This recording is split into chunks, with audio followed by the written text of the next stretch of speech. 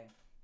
All right, so we're going to talk about emulation, and we got a guest here. Jason, tell us about your YouTube thing you got going on.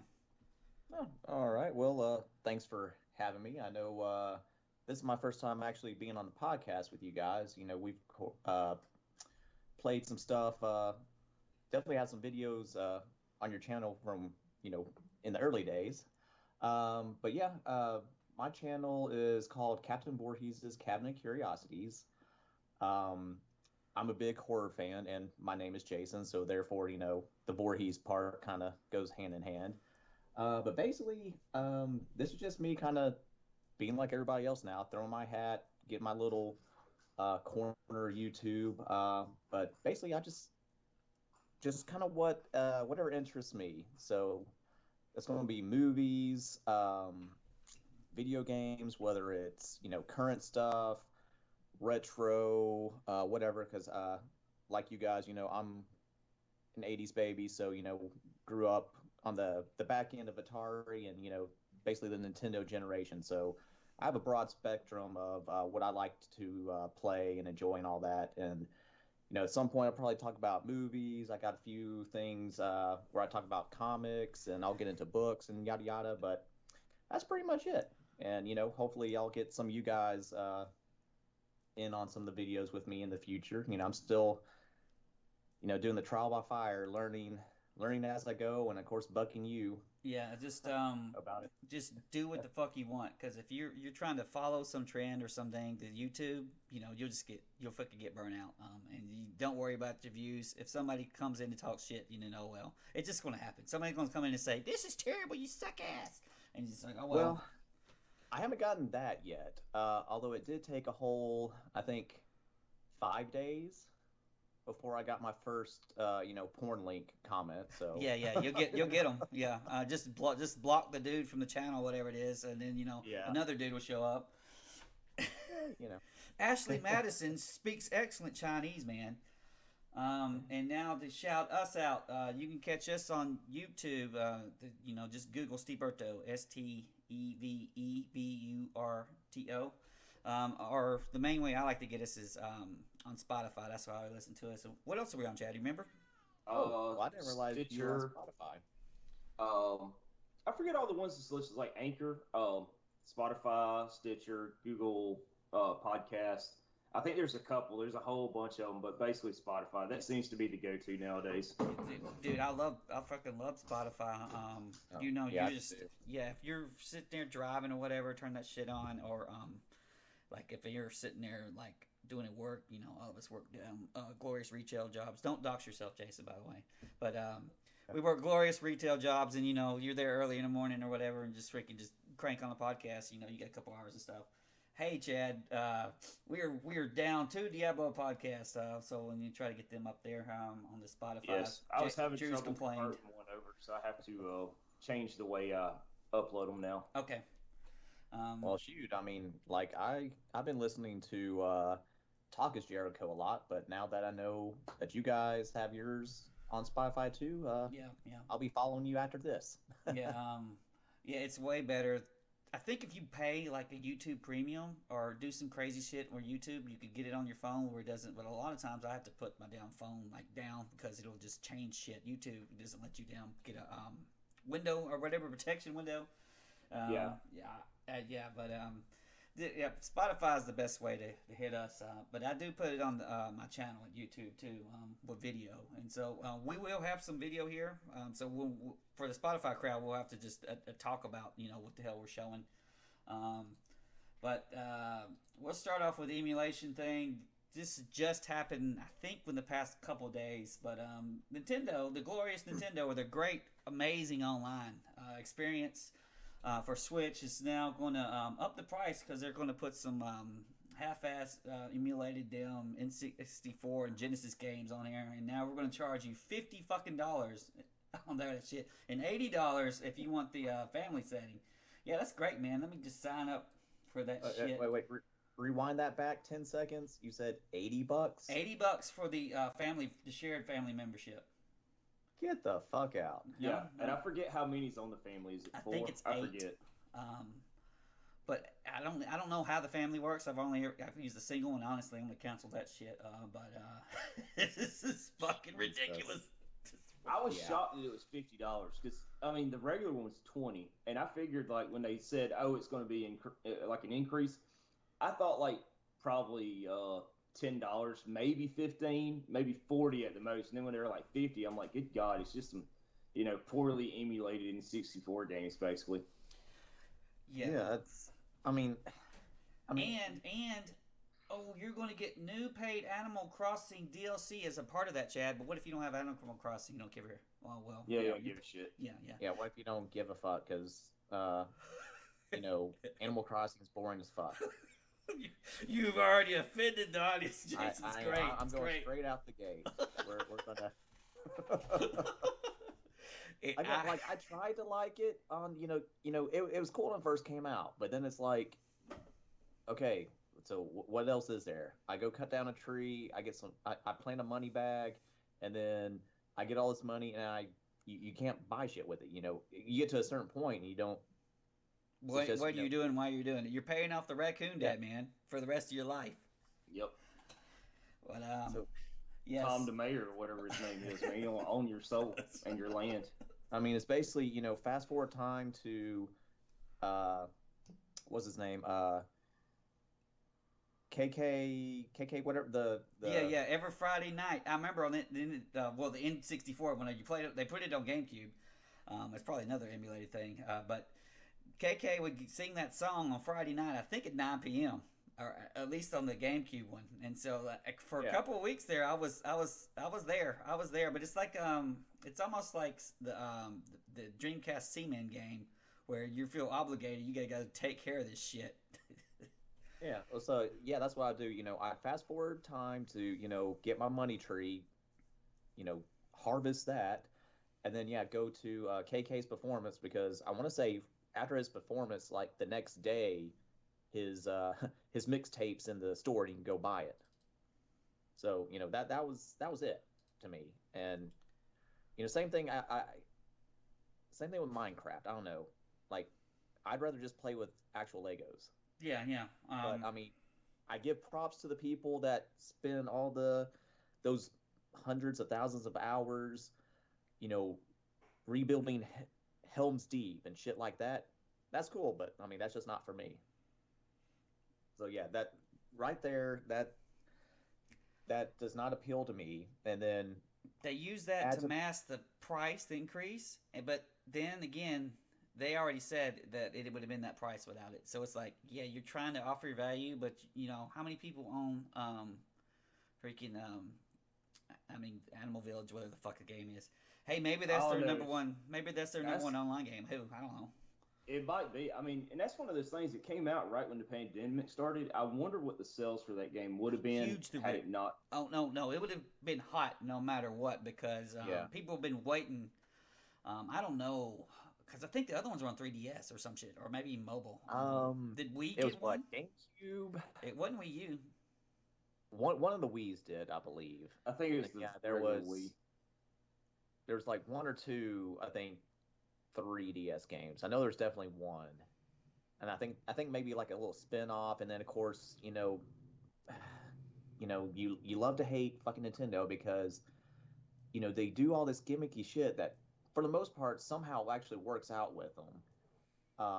So they also had, I think it was like the little e-reader thing. You could use like other little like QR codes to scan things in, remember that. or use the amiibos along with that. So there's some kind of little gimmicky thing with that too. So that's in there now, and I wonder if it's like, because I haven't played Animal Crossing. I played the GameCube one, which might have had some goofy shit like that, but they had Nintendo ROMs baked into that shit, and I cannot remember exactly how you got to them. They made it like almost like a little secret, but you wanted those freaking ROMs. You wanted the games. Yeah, there was something. I can't remember now. Basically, yeah, there's a way that you can manipulate it also. It's been so long that I don't quite remember. But yeah, you had to jump through, several flaming hoops to get them unlocked or get them available the regular way. And then, yeah, you go to the store, you buy them, and then you have to display them in your house, and then you can play them. Yeah.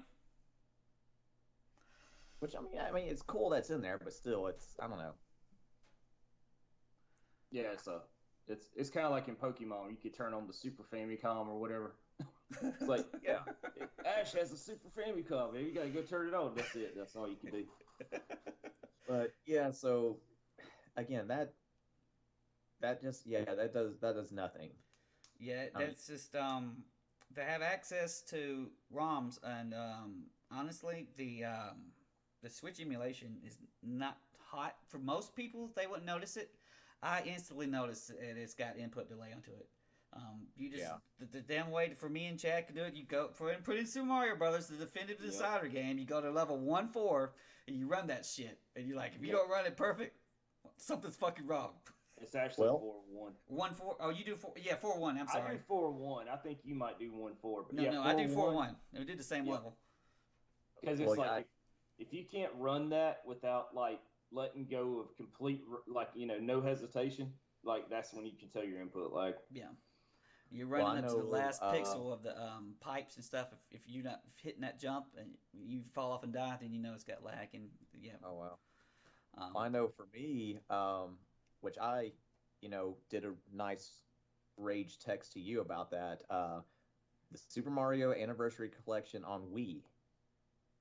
Like, I was amped up for that because, grew up with the majority, if not all, the games that are on there. Yada yada. The Wii's a hot thing at the time. Yeah. Again, more gimmicky bullshit. And that, and Nintendo's worried about goddamn piracy. Piracy's going to happen regardless. But anywho, What was wrong with that? I can't remember. It On was the original Wii it was anniversary. terrible. Yeah, terrible emulation. Which is insane because they own the fucking game. They have it in the library, or I would imagine so. They just go into a big Scrooge McDuck game vault. If anybody was going to be able to emulate it, you would think theirs would be like flawless. Exactly. On NES Classic, they use other people's ROM dumps. Oh yeah. Well, that's like Ocarina of Time. Every time you remember on the GameCube they had the Ocarina of Time like special editions that came out with the Master Quest, and every time you could always tell they're emulated really badly because like you would hit the start button and it would always glitch and kind of hiccup bringing up the menus and everything every freaking time. And I'm like, y'all couldn't figure this out, like just to make it a little bit better. It did, and that was back. God, that was like early 2000s, and on the GameCube, that Ocarina of Time ran like just as bad as it did if you ran it on a PC back in the day. I mean, it's just horrible. I remember, and then I didn't like the analog stick on it. It felt wrong. It felt weird. It's something wrong with the controls. I'm like, you know what? Even though this is a master quest for honestly like a whole new game, I'm like, I'm not playing this. So yeah, I just get home, just get from GameStop, pop it in, I'm amped up. I haven't played Super Mario 1 in forever. Let's just go ahead and do that. The first fucking Goomba It like nails your ass.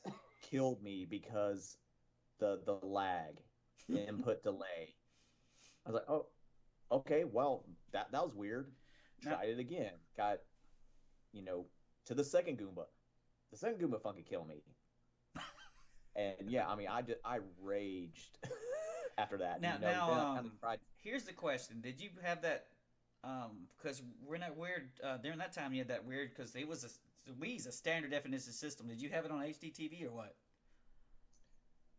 He probably did. I mean, because like you remember when Wii came out, it was standard definition, but like at the time, everybody was on HD. Everybody was already up to at least doing like component cable, so they were at least doing 480p at that point.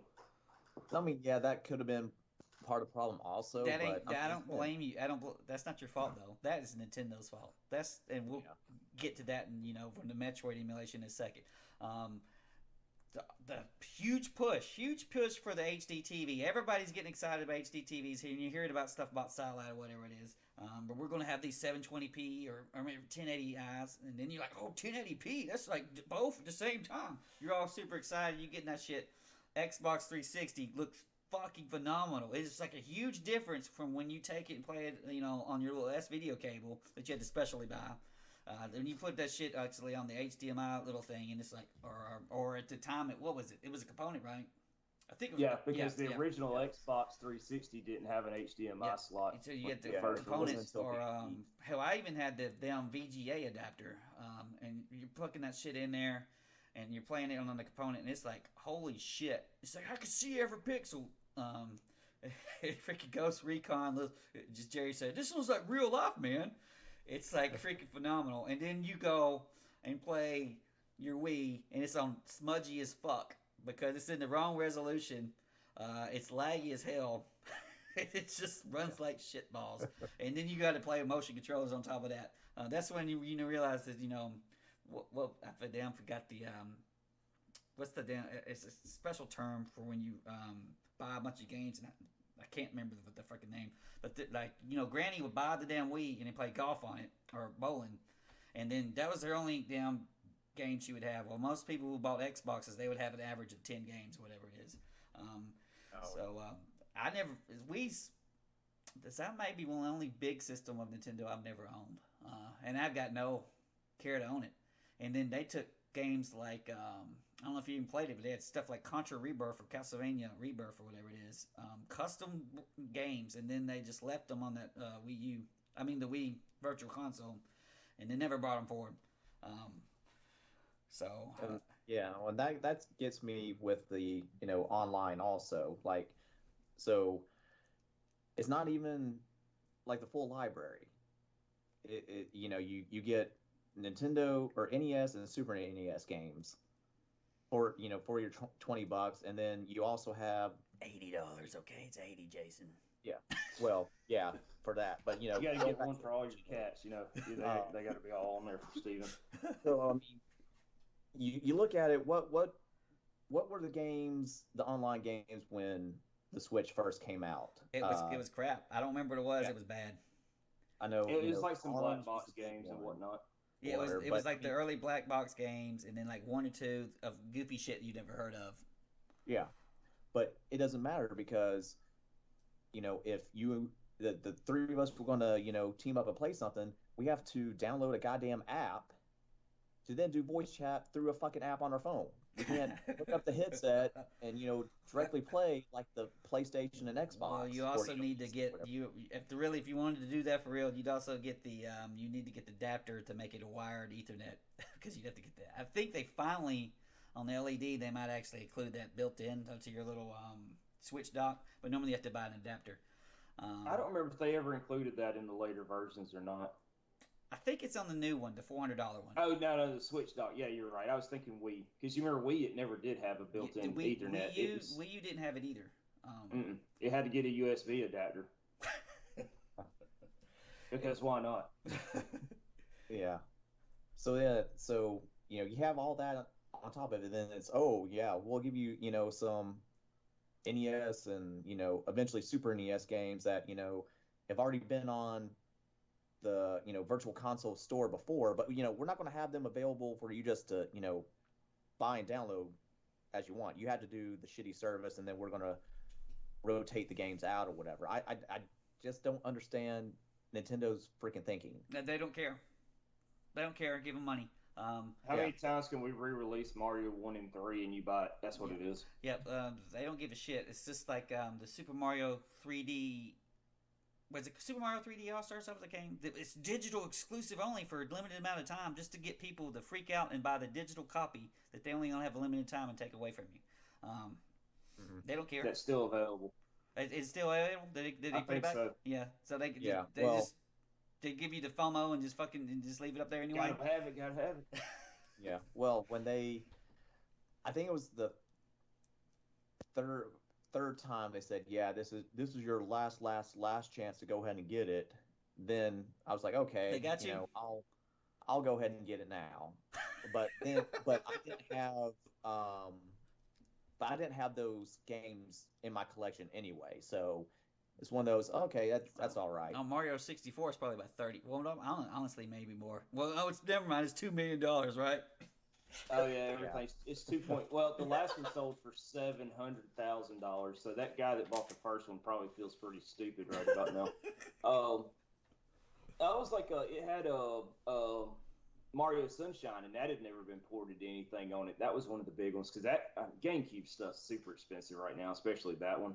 And it was on that because also Nintendo, all they cared about was piracy, piracy, piracy, piracy. So that's why they had those itty bitty freaking discs that you couldn't store a big game on.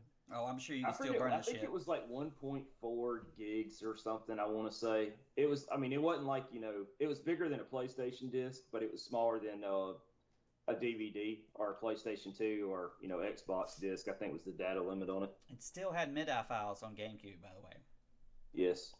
They take up less room, man. Yeah, they take up less room. They can fit on that disc. You can put the entire library of Spotify with DVD and MIDI files.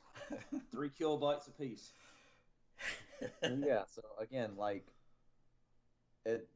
that's just them, I mean, they've already shot themselves on the foot. Now they're just, blowing the rest of it off completely and going to be gimped out. Because, I mean, that's fucking ridiculous. At the end of the day, it comes down to the fans have to tell them, fuck no. And then you're going to have to battle heads.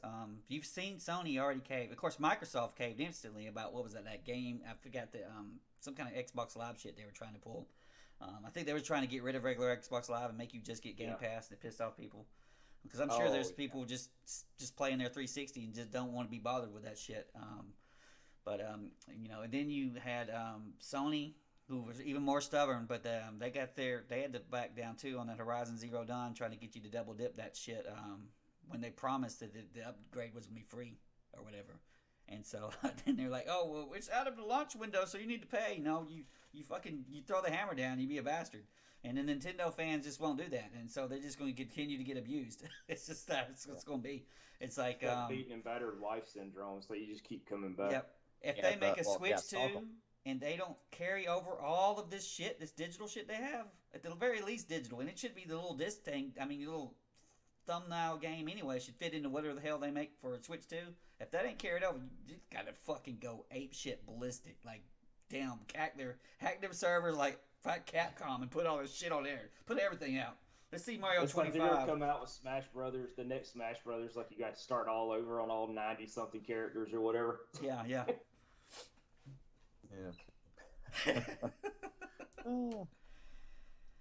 Okay. And then even then too, at least with Microsoft and Sony, when you pay the $50-$60 for a year of that, I mean you're getting the value. Yeah. Well, the online service itself is good. You know what I'm saying? I mean, exactly. It's there's really no online. I mean, there's online service for Nintendo, but it ain't like Xbox or Sony at all. Exactly. Yeah. So I mean, that's I don't know. They just completely continually running into the door. Yeah, I mean. The wall, whatever. It's like, well, at the end of the day, Switch has great games, and that's what really speaks. Unless you got an emulator that plays that shit better than Switch, which I do now. It's freaking. Yeah. I bitched them on about this guy performing like ass, Jason. It works great on emulator. That's just fucking how it is. At least the 10 minutes I played. Right? No, freaking 60 frame per second, dude. And you could just, if you turn the vertical sync off, you can just turn that game into super turbo mode. You get 120 frames at 4K, or for a lot of that shit. It's like, why do I gotta wait for Mario to, to slowly walk his ass? He's gonna freaking, he turns into Sonic when you turn that vertical sync off. So I didn't know the emulators were that hot. I know that there are emulators around. I know that the Wii U version of Breath of the Wild had been emulated to 60 frames and 4K and all that shit. But once the Kotaku and a couple of other articles that pop out as well, around the same time, honestly, and then they were talking about how great Metroid works on the emulator. And so I'm like, you know what? I'm going to check that out. And, it's right. And so, and once you sit there and play the games in 4K, or you sit there and you have that shit in your Switch game in your hand on Switch, and then you look at the TV in 4K, it's like, wow, this is the way I'm going to do this shit from now on. Kind of a pain in the ass to set up. And don't do any howls or on wares of this, Jason.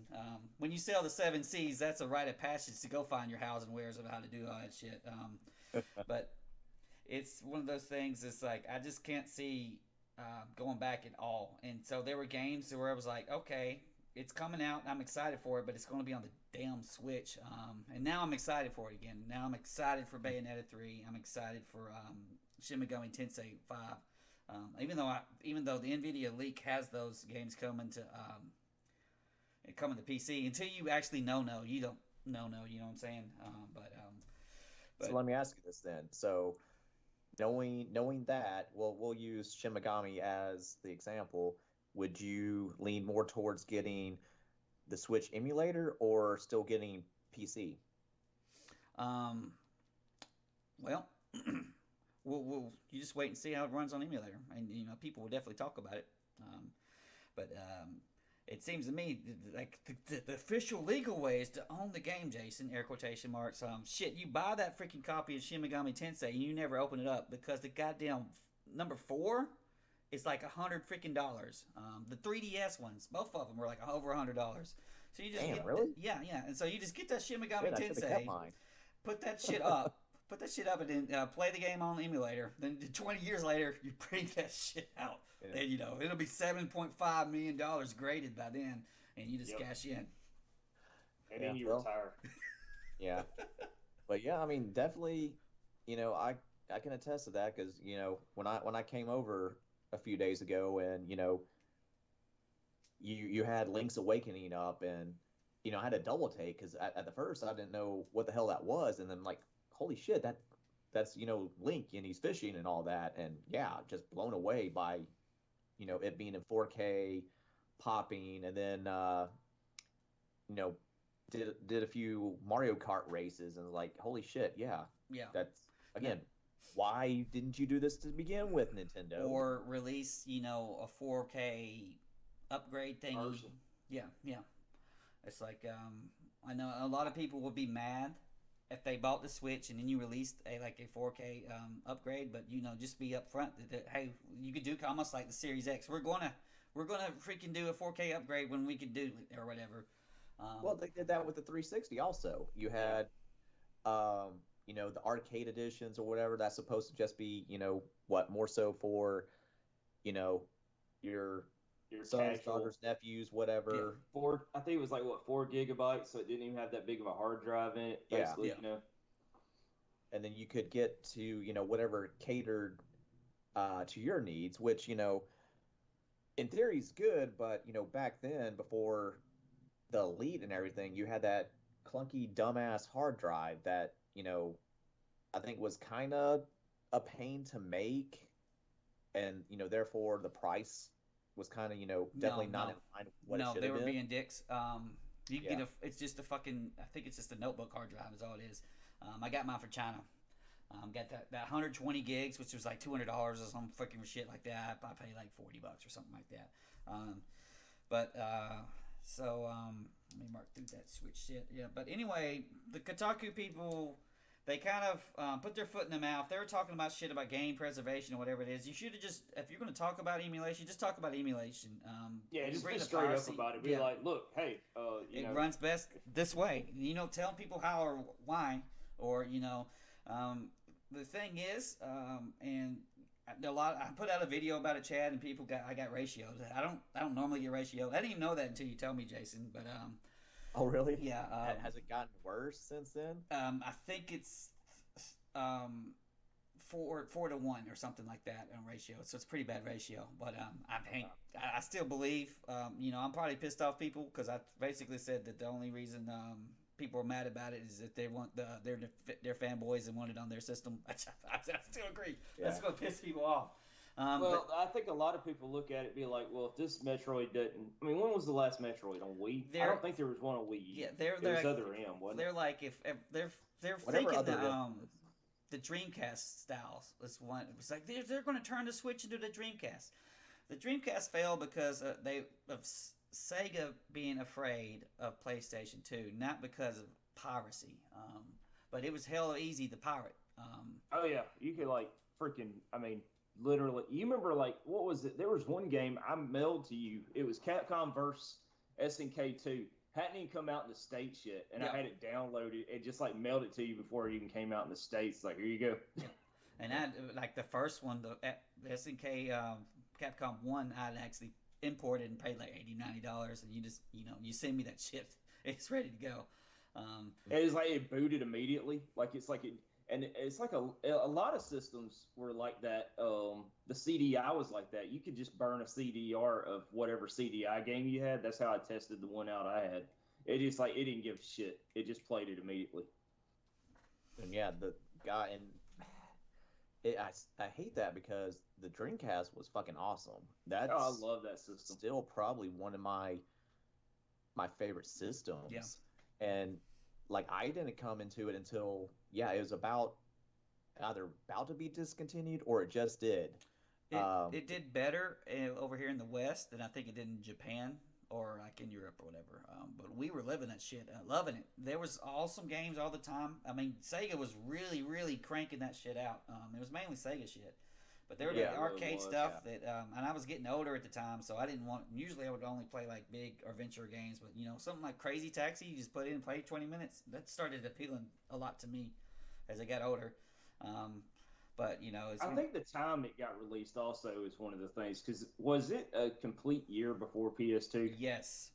So it's like by the time the PS2 came out, it was like, oh, that's old. Like it was like. Like nowadays, like Sony and Xbox, they try to put out something the same year, same time. They don't want to be the one that's like, oh, that's old last gen or whatever. And that was like after that first year of Dreamcast when PS2 hit, it was basically kind of done at that point. Yeah. Well, that goes back also to like the Sega Saturn PlayStation 1 thing. Yep. So they didn't really learn their lesson from that. And like you said, panicked and whatever.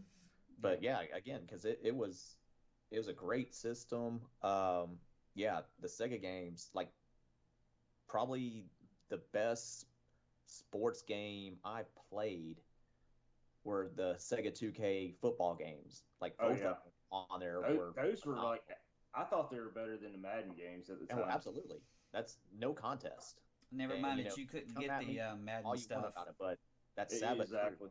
Yeah, it's like you couldn't get. EA was not on Saturn, I don't believe, and then they weren't. I think they wanted. Didn't they want too much money for it? I can't remember and that's what when happened. Sega's just like, "Fuck you, we'll do it ourselves and make it better." Yeah, never mind. I think EA did better on Genesis than they did on Super Nintendo. I think considerably better. But absolutely. They didn't have EA. They didn't have the DVD player. The momentum that PS2 had going in, even though it didn't have any fucking games, if you remember right. It came out with it only had like 7 games, and like none of them were real, Yeah, it had EX3 and Time Splitters. Yep. And then, Time Splitters was like the sleeper one. Yeah. Remember, because everybody's like, oh my god, this Time Splitters game is awesome. It's like, because the other 7 games were kind of like, Yeah. But it had the momentum, and ended up being one of the hottest selling consoles. Maybe the PS4s will take it, but the hottest selling consoles of all time. But hell, I still love my Dreamcast. It had the DVD player is what helped the PS2, because you got to remember at the time it's like a DVD player cost you basically what was it, $250 give or take. Still, I mean, it was still up there. You couldn't go buy a $100 DVD player. Where you could go buy a PS2 and it's like, well, it's the DVD player also, and it plays games, and it's about the same price as a DVD player. So I remember, being at school or at work or whatever, and that's one of the big selling points for some of the people. They were talking about that. Oh yeah, I can go play Grand Theft Auto, and then I can watch, I don't know, we'll say Halloween. Just that's the first thing that come to my mind. But. No, you can't underestimate how big Grand Theft Auto 3 was. I remember I was hearing about it, and I think I got that, and it's like, me and Chad were over. He was over at the house, and we used to play that shit. It's like, wow, this is crack, man. This is crack. Yeah, it was like we didn't even do the missions. It was just going around doing random shit. It's like, holy shit, you get a bus? Yep. Yeah. Well, I made the dumbass mistake, because I want to say that came out, and I'm not sure how soon after, but Rockstar also put out that crappy State of Emergency game.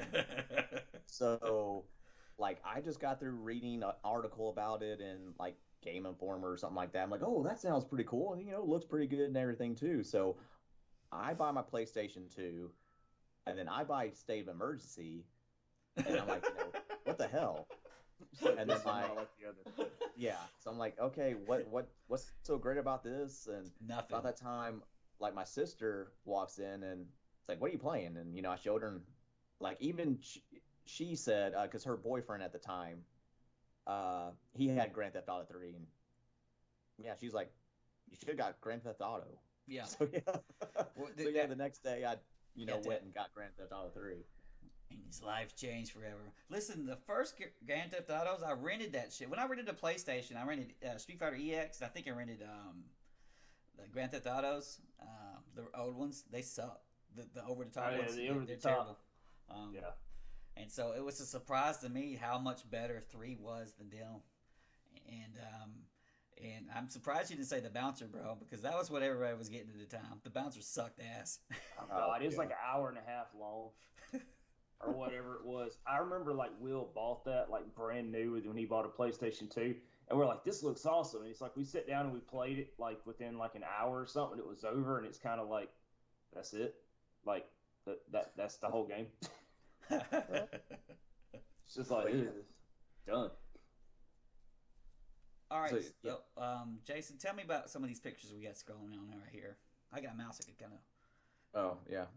So when we pop up, well, let me just honestly, that would drive me nuts. Let me freak out. So let's go over, just go kind of quickly what this is right here. Oh, well, that's my retro AVS, and what that is basically, it's an NES, an actual NES, but it was made to play through HDMI. So no little clone Retron crappy thing. It's made from Nintendo parts, but from the ground up to run through HDMI, lag free. I want to say that one goes up to 720 just because of the games or whatever. But yeah, lag free. You play off the actual cartridge. If you use a Retron, you put the cartridge in and it just dumps it. Gotcha. And therein lies the problem to where the game can have hiccups. The audio can mess up. There's way too many problems with that. So the Retron's an emulator is what you're saying, and a bad one, and this and one's a very bad one. Yes. Yeah, I mean it's just a ROM dumper, and it loads it from memory, kind of like an EverDrive, but not near as efficient. Yeah, well, Yeah, see what exactly. The way an EverDrive works is, it's a ROM dump, but then your actual Nintendo or the AVS here actually plays it. So you'll have a load time for that ROM to be dumped into the little card or whatever, but then you can play it. And of course, that way you get the authentic Nintendo, actually, the way it operates and plays, and you can play it on your CRT, and this one will upscale, but I have my EverDrive in my actual NES, which is one of these freaking damn things. I don't know. Yeah, exactly. So then also, oh shoot, I just totally blanked on my point. So it's an actual Nintendo that has a built-in extra shit. So also with the Retrons and stuff, yeah, it won't do EverDrives and won't do other Flash games. Okay. And also, homebrews have became very, very popular over these last few years, or actually probably a little bit longer than that. Would you say maybe about a decade at this point? They've been around for a hot minute. But I mean, like really caught. Where they're actually putting them on cartridges. Yeah, putting them on physical cards. Okay. So with the Retrons, I mean they won't play shit like that. The AVS will, because I want to say, like, even straight out of the package, it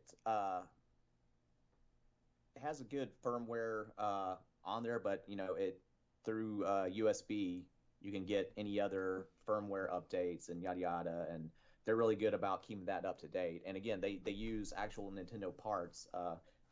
I don't know if you can tell on the picture there, the power and select buttons, or the reset buttons, that's from actual NESs and stuff.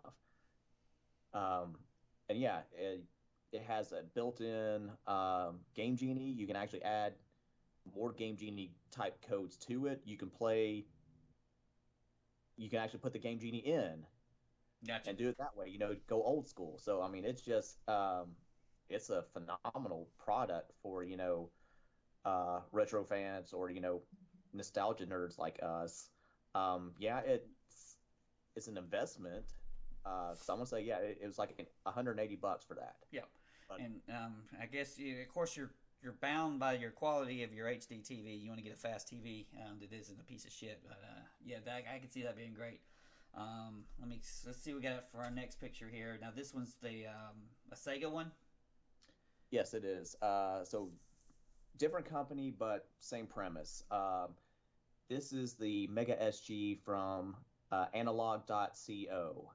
And same thing, they do well, they have a super. So if the retro AVS is fancy, they have like a filet mignon, Aston Martin gold plated toilet kind of version of an NES. Also, I would, yes, it's great in theory, but yeah, that price tag's whatever just for that NES. But same thing, they make an NES, a Genesis, SNES. They also have oh, what is it?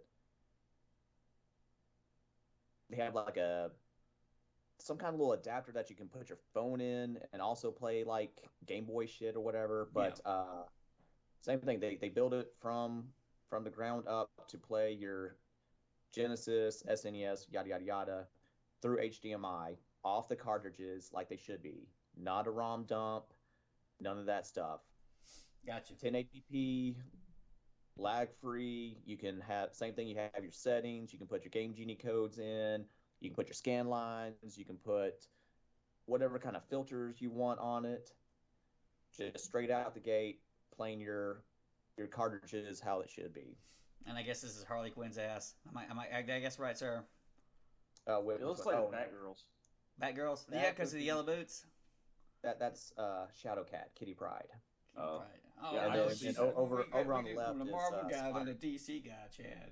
I'm sorry, I should have thought that That's right. Using the as logic you here. couldn't tell by X-Men and X-Men 2 right there. I'm disappointed you don't have the cardboard box for X-Men 2. Well, yeah.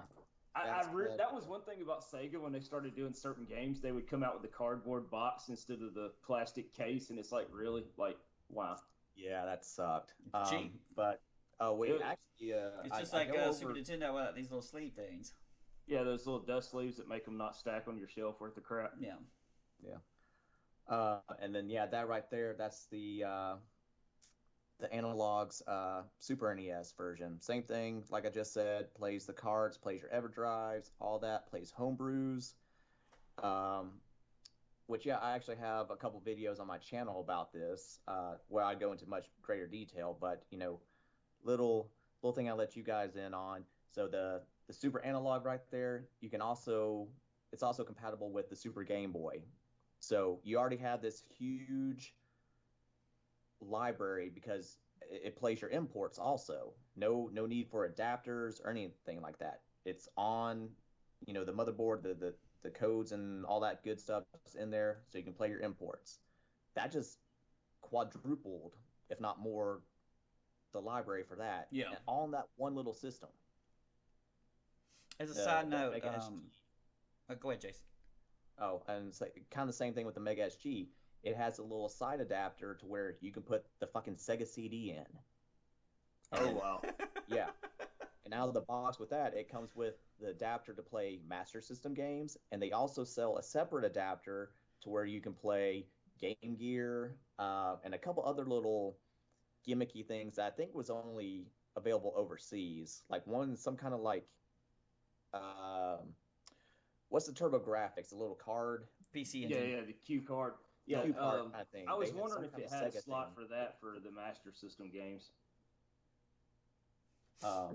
But yeah, all in that one system. Same thing. It's an investment, but I mean, if you're an enthusiast like we are, if you still have all these old games, I mean, that's the way to go. Unless you want to do emulation, like I'll show you. The original point was to begin with. I got you, man. I got you. No, but I think well, the point of me asking for these pictures was you got your authentic experience, like your old boob tube. Where's that at? I've got that. There, you got this. This is my. I have a room dedicated to this shit. So I've got the CRT loaded with dust and everything else. And every console here is hooked up. My Xbox doesn't work. I need to get a power cable. But probably one that doesn't burn the house down. About going out. Yeah. What? Almost all of those the capacitors that started going out in those old Xboxes, and it's like they'll power on, and then they'll just kind of like burn out the capacitor leads on them. Would you say that the Xbox is the most explosive fucking shitty system to repair? I would think OG so. one, Yeah, yes. Yeah, I would think so. Well, actually, you know what? I'm going to say that the PlayStation 3 Fat is the worst. It's still the worst. Because it's still the worst. You know, everybody always gives everybody, like, they'd be like, oh, Red Ring of Death for 360. If you find a PS3 Fat and it actually turns on and works, not even counting reading disc, it's like a freaking act of God. If you find a Slim, the disc drive doesn't work. And then the Super Slim is probably the most reliable. But, I mean, it's like... Yeah. I can't remember the last time I came across a PS3 Fat that actually worked. I mean, it's been years. Let me promise you, Jason, okay, that the PS Fats, it has a built-in PS2, and it sucks. It's fucking bad. I can't remember. It don't scale it up to match. It's still fucking 480p. And it wasn't 100% compatible. No, it wasn't 100% compatible, and it has terrible input delay. It was terrible. I'm trying to remember if we played anything. I've definitely played through some games. Did we do like Tekken Tag 2 or something? No. Did we try that? Tekken Tag 2, it was a 360. So what? I played through Romance of Three Kingdoms 11 because that was I could play that with a. I didn't have to worry about lag, and that's probably about the only game I played through on the PS3. You just put the damn shit. Even though there was games like Persona 4 and I think even 3 that came out after the PS3 was out, you play that shit on PS2, man, and you play it on the boob tube, and then you can sit there and bitch and moan about how the PS3 didn't do the right resolutions for the TV you bought because it was a piece of crap. Yeah, but even the later ones, same thing. Because I got one of the Slim. I definitely didn't have the fat one. I might have had the third edition. Yeah, the third was the Super Slim, and it had the slide over cover where you could actually see the disc instead of having a tray. The Slims had it. Well, the Slim didn't have a tray. The Slim had it still where it like ejected the disc out like kind of like a car stereo would do. And the Super Slim was the one where the actual cover slid. It had a release button, and it would slide back like an old school credit card thing. Oh, okay. So I guess I had the middle one, but it did play PS1, right? I'm pretty sure yes. It did. So even the and they didn't even advertise that it played PS1 games. Yeah. Like most people never even had a clue that it played PS1 games. No, I didn't. It was bad at that too. So even it wasn't great. Yeah, even the non-fat boy did. Yeah. They all played them, but it's like they never once advertised it. The only reason I ever found out is because I tried it one day just to see what it would do out of shits and giggles, and it loaded up and played, and I was like, holy shit. But follow this logic, Jason, about what we were talking about Nintendo before. You go from PS3, which literally played all three generations, and then the PS4, which just played PS4. And there's no reason at all it couldn't at least play PlayStation 1 and 2. I could understand PS3 being a damn freaking cell engine piece of shit, and not wanting to work on anything, including itself. But there's no reason the PS4 couldn't have played them games. They just didn't want it to, or they wanted to, remix them fuckers and then charge you money for them. Well, even like what was it? The one guy in charge was like, "Why would anybody want to play this?" And he was talking about Gran Turismo 3. And it's like, yeah, somebody will want to play it. I promise you. I definitely don't want to, but I don't care about Gran Turismo. I never did, but. It was lifelike at the time, man. I bought a PS2 just for Gran Turismo 3. Yeah, I just bought that on the game I wanted to get was I got Dark Legacy, Gauntlet Legends Dark Legacy, but then I'm like I'll get this car game too, and my fucking mind was blown. I'm like, it's real life. Oh my god! You're sitting there watching the replays as your freaking jaw dropped. Of course, it's still damn standard definition shit, but it was amazing, man. At the time, it was great. There was just such a big step up from a PS1 to a PS2. Kind of just same with the Nintendo 64 and the GameCube. it was just such a massive step up in like quality that you're like, holy crap, this actually looks like either lifelike or cartoon like at Yeah. least. Well, then, so like, so you mentioned the Gran Turismo 3, but like for somebody like me, I absolutely would like to play, you know, well, I'll take one of the PS1 games I still have, Digimon World 2. I would love to play that now, on, HD, yada yada yada, because especially because that hasn't been re-released. Yeah. Yeah, and it's a game that probably would never get it's not like a Resident Evil 4 or It's a something licensed that they're going game. to pick up and do that. Yeah. So, I would want to play that. I would want to play my PS2 Galactic Wrestling. I want to play, Persona 4. That's the reason I bought a goddamn Vita, was for Persona 4 Golden. And, absolutely fell in love with it. Well, And I mean, that was actually just by you, Steven, playing the PS2 version and, telling me about it. And yeah, you got to go get it. yeah. Of And course, I sank in like 300 hours into that thing. of course, it's on Steam now, but Yeah, it's still absolutely. not. Yes, pick it up on Steam. It's still not supported on PS4 or updated graphics. But I bet you that shit works on some emulator right there. I actually downloaded a PS2 emulator when it was first ready and working, and put in Persona 3, and it was running pretty good. But it wouldn't scale. When you would try to scale it up, because fuck playing it at a damn standard resolution on a high definition monitor, it looks like shit. But you try to scale it up and it broke apart. I'm sure by these days it probably looks great.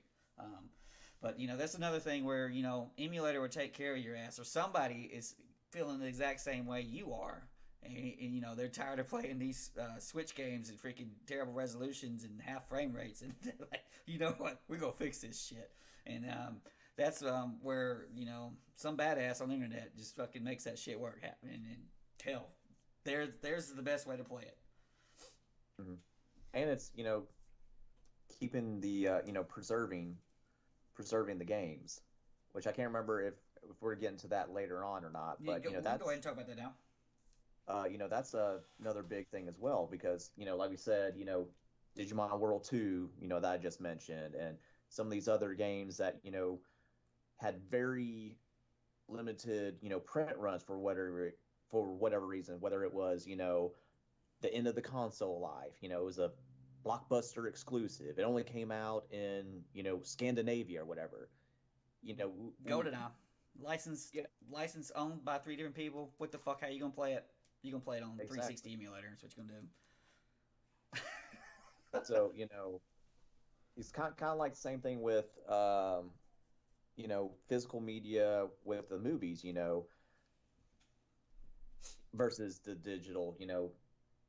You have if you have the physical copy, it's there until the end of time or whatever. But if it's digital only, then What if it somebody disappears, could right? feel some kind of way about it and then withhold it. Yeah.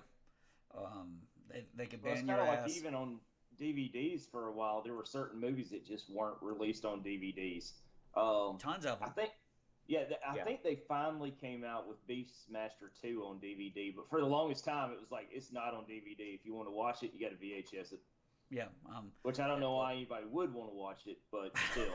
Well, yeah, and then same thing with controversial films like The Holy I Spit on Mountain. Your Grave and Cannibal Holocaust, which yes, absolutely fuck Cannibal Holocaust.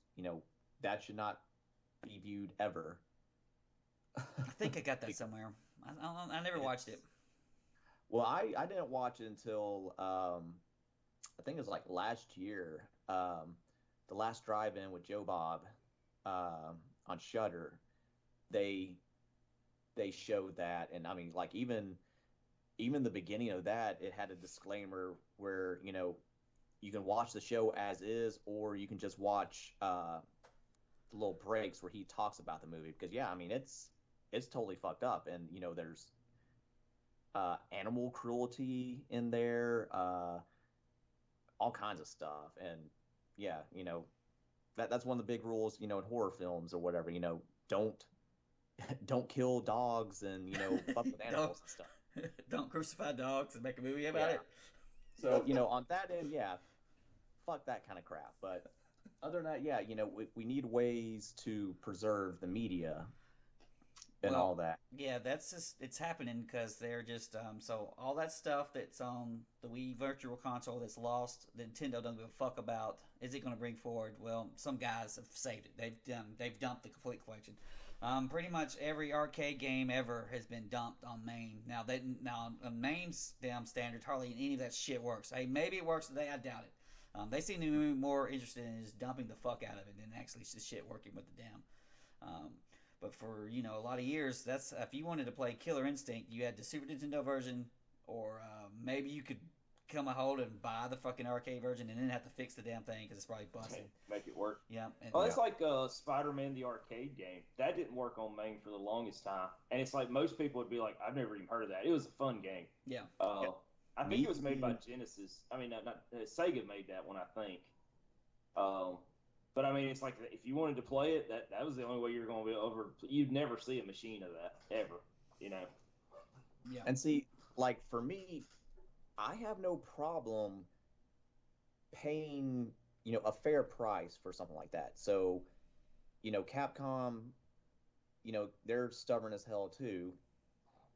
And again, I know they're, licensing, blah, blah, blah, blah. But Alien versus Predator, you had that shitty ass SNES. We'll go ahead and call it a port, but it's trash. It's completely different. Yeah, it's completely different. But you cannot play Alien versus Predator if you didn't have the arcade. Several years ago, Capcom came out with that huge, 2-player joystick thing. Yeah. Oh yeah. The It had a Capcom bunch of joystick. arcade games, on it. Aliens vs. Predator was on that. That was the big selling point. But again, they priced themselves out. Fuck buying that day. The average person was not going to buy that, and it's like, where are you going to put it? It was a very niche market for that item. So I have no problem paying for it. Get it in its pure form. How it's meant to be played, or how we played it back in the day. Put it at a fair price, and yes, I will double dip on shit like that to to make sure I can play it, from now until my diaper's being changed in the nursing home. That's why I have, like, for all intents and purposes, I think like 5 different ways or 5 different copies of Marvel Ultimate Alliance 1 and 2. Because I love the game. Obviously, I'm a Marvel nerd. Yeah. I want to make sure I have a way to play that because, disc rot, yada, yada, yada. Shit happens. Disney's the main fucking thing. Yeah, because of licensing, yada, yada, They'll be like, we'll never release this again. We're putting it in the Disney vault. Exactly. So you go, you try to find it online and things like that, and it's, priced ridiculously. So, it's, so what are you going to do? Are you going to drop $200 on something like that, which, a drunk person probably would. I'm not going to say I've done that before. Oh boy. It's the NCAA 14 thing, man. It's like, it's the last one of that, and, they're not going to re-release it, so people paid for it. Yeah. Out the nose, Yep. Yeah. So, like PlayStation 3 and 360, they had the Simpsons arcade game. They had the Darkstalkers collection, which that's also on like PSP and stuff, but you also had the Marvel collection that had, was it Marvel vs. Capcom 1 and 2, and they actually might have had a third game, but they had the X-Men arcade one on there for a minute too. I think they took Ninja Turtles off at some point. The original, like Ninja Turtles 89. Yeah. So if you didn't get it, it was like, it's gone now. Get it. Because Nickelodeon or whatever Nickelodeon's Bought out other company, whatever, Turtles. bought it out. No one's really gone, Jason. You sell the 7 Cs. Arg. But yeah, they had it at a fair price, $5, $10, $15, and put it out there, and it sold. Wow, what a concept! Yeah. But they recently did that with what was it, Scott Pilgrim last Christmas? They or took something. his Scott took his Pilgrim ass versus off for a World. long time, and they brought him back. They took it off. It was digital only. and Yeah. that game was fun. And then they came back out with it, and I think they were going to try to do a physical release, like a limited one, but at least make it work. You could do, at least you could download it again. And that was a good multiplayer game too. So it's like if you didn't get it that first time around, and you got a friend who's like, "Oh, this is fun. We should play this." Tough. It sucks. Yeah. So yeah, that's there's arguments for both sides. But when shit like that happens, I'm sorry, but yeah, I'm going to lean towards the emulation side. Yeah. Because it's if the companies aren't going to, I mean, granted, yeah, certain games are for a limited audience, but it's not going to cost you extra to make it digitally available now. Let me make it even simpler for you, Jason. Some of these companies just don't exist no more. And so how are you going to get it? You're going to have to emulate that shit because the licensing is some kind of weird hell. Some retro company might come in, like GOG later on might come and somehow get the license for some weird ass damn holding company and make it happen, but more than likely no. And so especially like you're talking about the Digimon thing. There's no telling what that's tied up in licensing with. You know what I'm saying? It's like that's actually still just Bandai. Oh, is it? And you know how Bandai is. They are, Yeah, or maybe something like even WCW, NWO Revenge. I was like, okay, maybe somehow McMahon has that shit, but then I think you have to go with you have THQ, to go Aki and all that. Then you have to go with Aki, and so it's like a three-way crazy fucking fast. And then it's like, and who gives a shit at that point? Yeah, and it's like they just got done doing with the Friday 13th movies. That's the reason they ain't made any Friday 13th movies in a while, is because it's been caught up in litigation. Of like who owns the rights to this. And of course, I think it's a little off tangent, but Marvel Heroes would be probably one of the definitive games that people, because it's tied to online. The source code is somewhere, probably in some vault, but dude, some hacker or something could get that shit one day and then make their own server, and then Marvel Heroes lives again. Because fuck Disney, people just want to play that game. They were addicted. People played thousands and thousands of hours of that game, and I did. Right now, still to this day, you can go on the Steam and you can get the launcher, and so you could launch the Steam launcher, and it'll say that you're in the game, and there will be people in the game. Yeah, you can't connect to the server. People will see it. They're like, "Yay, we're in it!" Well, that's like, I bet you there's like certain games, especially in the 360 and PS3 lifespans. I bet you there's certain games of that were online only that are like completely dead now. Yeah. Like they're just like there's no servers, like some of the SOCOMs or whatever. Yep, and then or Sony would just close them shits down. This happens to all those Maddens and stuff. So once you're a year out of Madden, your truck is getting your shit shut down. So you move forward and buy some more cards. Yep. Well, Friday the 13th, same thing. Like they supported it as long as they could, but when that lawsuit, happened, they could make the patches and stuff for it, but they couldn't put out any new content. And at the time, they were working on Jason X. So there was the Grendel stage, you had Uber Jason coming, that kind of thing. And then I want to say it was earlier in the year, probably about April, May-ish, they finally stopped doing the dedicated servers, and now it's just peer-to-peer. Yeah, it's just... Which sucks, because that game was fucking fun. Oh, it was an awesome game. I played it briefly, and I was like, "Oh man, I'm gonna get into this." And I never got much further than that on PS4. But yeah, it's like as soon as because they had like the Tommy Jarvis thing come up, and I'm like, "Oh, cool! They can start bringing in characters like from the movies and stuff. That would be awesome." They did. And it's like and then like I said, once that lawsuit hit, it's like, well, you can patch your game, but that's it. You can't do anything else. It's like it kind of chopped it off at the knees. Yeah. Which again, I understand parts of that, trying to get, credits, blah, blah, blah, blah, blah. But again, it's kind of like the situation with Marvel, Disney, and Sony and Spider-Man, Fucking chaos. Why make billions when we can make millions? Yes, exactly. That's the Nintendo style, man. Yep. So, yeah. But again, as I've gotten older and more crotchety, or maybe my mind's just become more enlightened, or I just don't give a fuck, I'm more open to doing the emulation, and keeping it alive that way. Yeah, that, and every time you would bitch about me, that's what I say, just simulate the shit, man. Just simulate it, just final burn it. Even though final burn was running like ass, we got it going for you. Yeah. But all of those arcade games, they're on there a bazillion jillion. If you get the main complete set, it's like fucking terabytes of shit. It's freaking. Oh yeah. Might not work, but they've dumped like maniacs to get everything. And I think that's where really main was they started to try to they would just not even care about their emulation. They just went to start mainly preserving shit. And so we got 3 little topics to hit before we'll start talking about the history of emulation. Let's talk about Xbox backwards compatibility, because that's emulated too. It's fucking amazing. Yeah, I mean that's, and they're still supporting that too. Yeah, they're supposed to do some more. Came out the gate saying, "Oh, yeah, you have all these, Xbox 360 games. Yeah, you can play them on an Xbox One."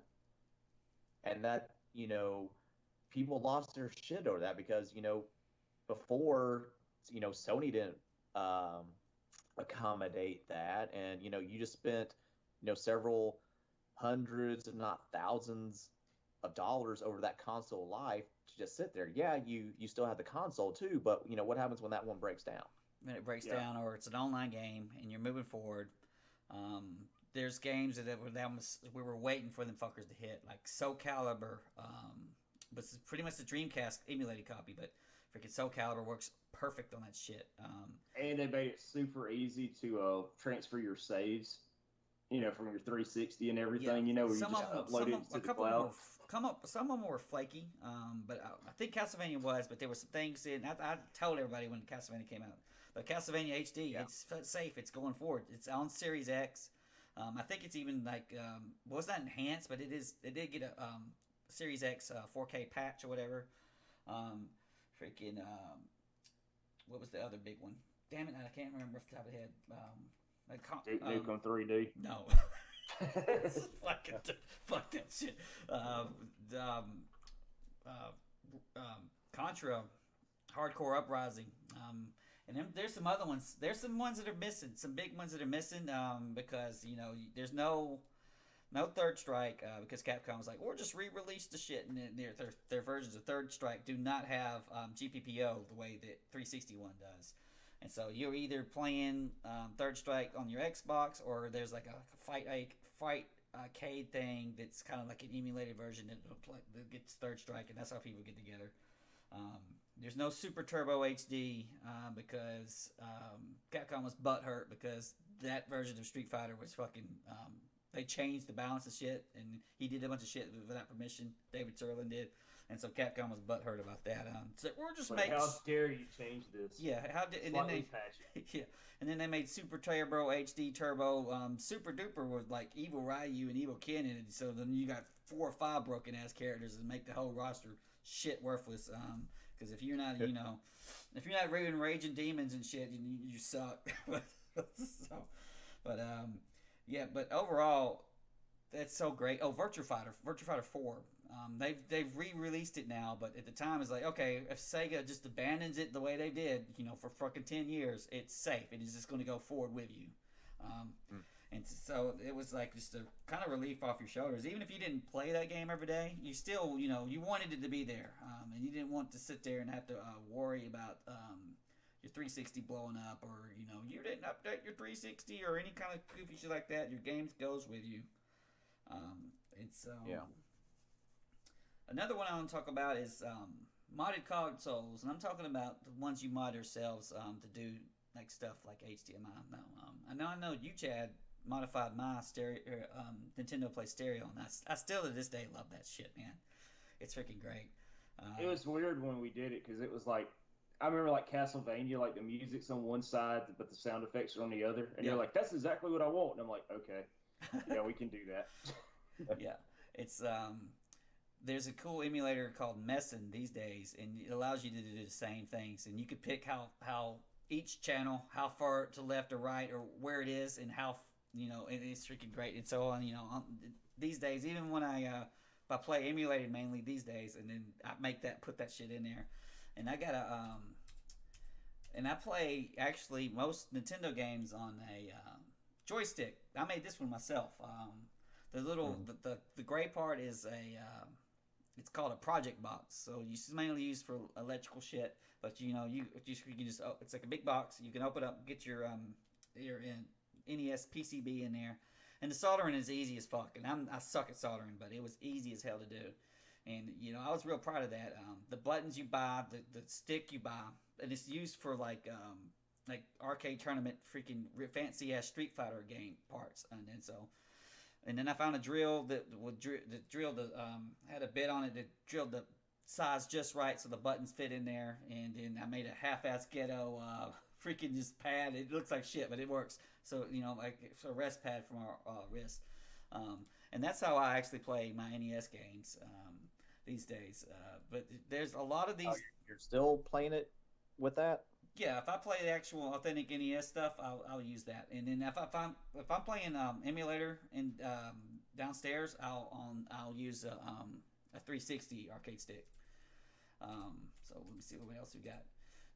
The Switch emulator. I mean, this is an actual Switch. It just has a Hori. These things you can just buy them. I forgot the fuck they're called, but they're nice. And there's new things that are kind of like just half controllers or whatever. The reason is really simple. The Joy-Cons are terrible. They suck ass. And so they're very cramped. Yeah, they're cramped and no directional pad. And I hate the stub knob. Whatever this is actual analog sticks here instead of little stubs. And but the Joy-Cons are just awful. And so the first thing you do is like literally touch this and like I'm not tolerating this crap, and so I'll just play docked. But it's really a Game Boy. It's really a Game Boy first, and so I was able to get this kind of cool thing here. And let me see. This is a Frame Master, expensive as fuck. But what it does is it'll take your little standard signals that your old school CRT consoles come up, and it'll turn them into HDMI. And so that you could use it. It's used almost exclusively for recording. Some people sit there and say, "Oh, you could just use that." It's kind of like the way you're using your ABS for. That it does not work. It's got input delay out the ass on it. This right here is Mario, he's in 4K. He's been got a shit ton of shader on him. So you can see like here, this would just be just a pixel. There's like tons of little extra dots. Hell, I was having trouble getting this freaking picture off my phone because it was like 6 megabytes or whatever. But this is a 4K Mario, and I got like a 4K Mega Man here.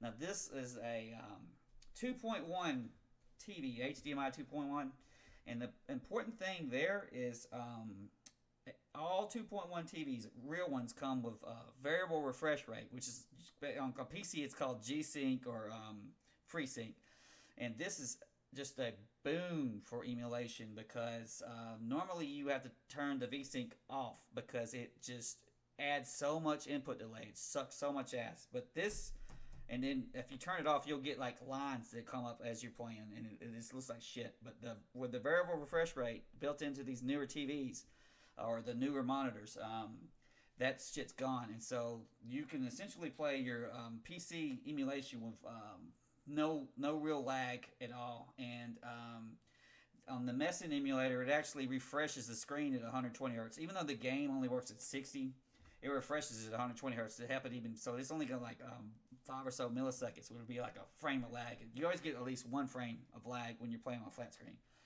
But this is the way I play now. I now actually do that over my actual stuff most of the time. There's no replacing like the actual just in NTSC, that actual freaking screen, the way it looks.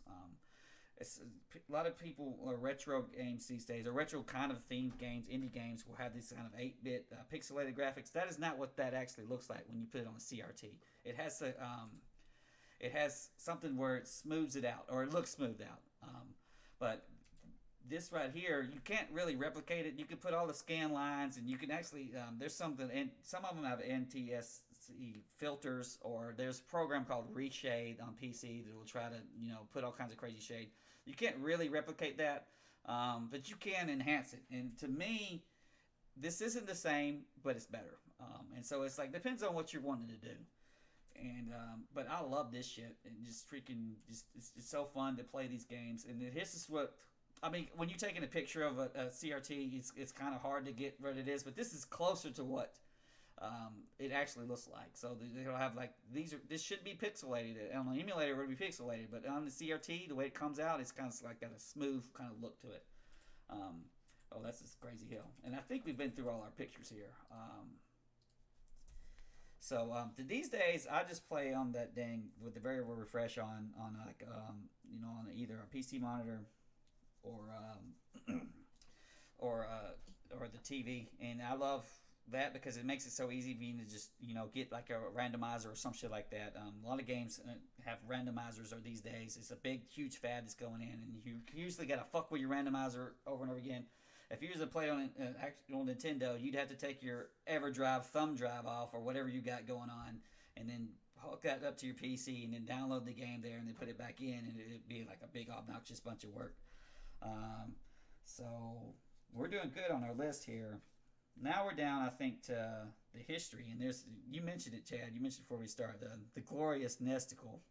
Nesticle.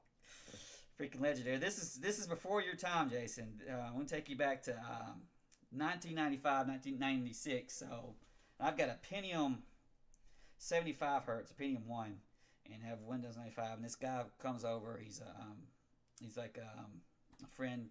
My dad has like a buddy at work or whatever, and it's his son. And he brings these ROMs over and he puts them in.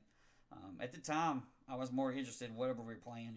Freaking maybe N64 was out or we were playing Doom or some shit. But I noticed immediately what it was, the applications of those damn ROMs coming out, because now I could see it's like, all right, if I can just go on literally on the internet and download the games I've always wanted to play but never could find, because back then,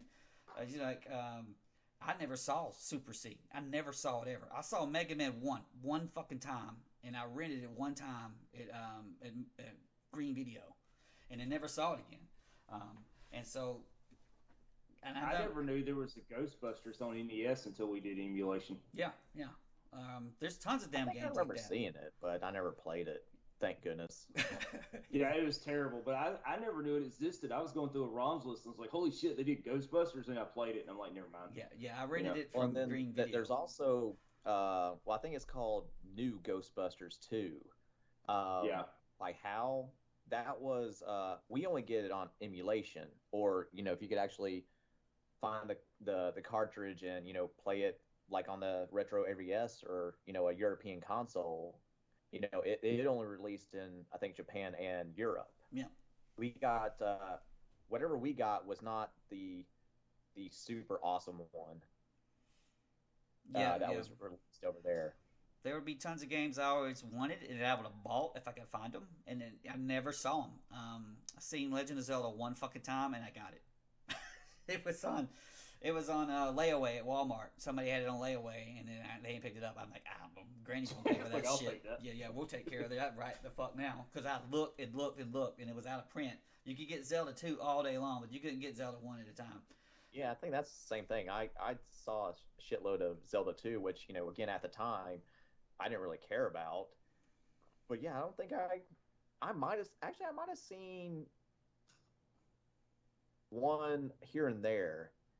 Because what was it? I can't remember if it was the gold cartridge or the gray one. Yeah, the reprints were great. Like at Kmart. Yeah. Back when we still had Kmart. You would find like old games at Kmart's too. It would be like the Nintendo 64 would be out, and they would have like Krusty's Funhouse for Nintendo still in there. Just really random stuff. But I want to say, I definitely saw Link's Awaken or Link 2, Link's Adventure, but maybe here and there Zelda 1, but yeah, same thing. It is very hard to find for whatever reason. Yeah, so maybe it was just logistics, our location, but yeah, that's like the rental stores. The rental stores in our area, growing up in Carrollton, it's like you were limited by whatever they had, and most of them only had about maybe 10 games. Yeah. If that, and it was the same ones over and over again. It's not like, oh, we got the new ones in. No, it's like it's the same 10 fucking games they've had for like years. Freaking Final Fight 2. They would get a new one, and it was always out. Yeah. I know Movie Gallery, they were bad about some of the Genesis games. Yeah, I can't remember which one it was that I maybe it was Streets Rage 3. Like it took me nearly an entire summer before I was able to actually finally rent that and play it. And they'd have like a list too. You remember when they used to have the list of like so and so? Be like they'd call you and be like, "Well, such and such is back in stock. You can come rent it now." Oh, that's great. Yeah. A reserve list. Yep, it had a reserve list at a lot of those places. So that way you could like run out there and be like, "I got to get Amityville Horror Part 3 when it comes out." It's like there's a wait list. Not really. Yeah, when Nesticle came out, certain games that had the weird chips in it, like Mike Tyson's Punch Out. It worked, but they had literally like white splotches like on. It's like this guy's got a little chip on his shoulder. He had like a white spot on his shoulder. Usually it was on the shoulder. It would be slow as shit too and jittery. I didn't have that problem. I had that problem with that early on. That was when I was running like a Pentium 100, but for some reason there was that game and there was another one that was a very well-known game that had issues. Castlevania 3. That's what it was. Castlevania 3 did not like working at all. I think it went and worked up until I think it was called level 7. You're in the red tower and you're climbing up, and then there's like it automatically scrolls up, and it's like a hard scroll. It's like literally it makes a slamming noise, and you just go and it goes up. And that would crash the damn Nesticle shit. I think if I remember right. Well, and then we'll go back to the beginning of the show Retrocon. With the Retron. The Retron had most of the time it wouldn't play that. If it did, it would work again just for a little bit and then just completely crash out because of the the sound chips and all that stuff. It had a lot of custom chips in it. Didn't work, and so Nesticle you had the glorious save state, which is the first time you ever dealt with that. It's like, okay, you could like, okay, I could I would beat games like Battletoads or Ninja Gaiden with the Game Genie. Now I could just fucking hit the F5 or F6 or whatever it is and just quick load that shit. Just couldn't be stopped, man. You was unstoppable. You had the perfect run, guaranteed. It was so freaking great. And so I would go through and practice Mike Tyson with that shit. Or you could also literally go through and alter the palettes on Nesticle. You could go through. It's like, oh, I want to change freaking, Mike Tyson's drawers. We're gonna make them shirts purple. I could just go in and start freaking pressing buttons, and this shit would work. It's freaking great. Oh, it's funny. It's like I remember doing that to Mega Man 1, and it's like the colors would all be tied together. So if you changed one color, it was like not only would it change his blue outfit, it might change the entire sky to that color. You'd be like, what the fuck? It also had slowdown. I don't know if you ever fiddled with that. You could slow the game down to like freaking slow as fuck. And then I was like, I beat Mike Tyson, legit, man. I beat it without the Game Genie. It was in bullet time, permanent bullet time. It was in bullet time, but when you replayed it in normal time, you look like a badass. Yeah, you could record the damn little thing, and we had to use a Gravis gamepad, Jason. That's pretty much the standard issue. It had 4 buttons on it. But eventually they came out with a Gravis Gamepad Pro that looked like a PlayStation, and you could daisy chain your Gravis Gamepad, and so then the way it worked is like it had 4 buttons before, but between the 2 players you had 2 buttons apiece. So you had your B and A, and if you would put start and select, you'd bound that shit on the keyboard or whatever it is, and so that's how we played our little 2-player NES games back in the day.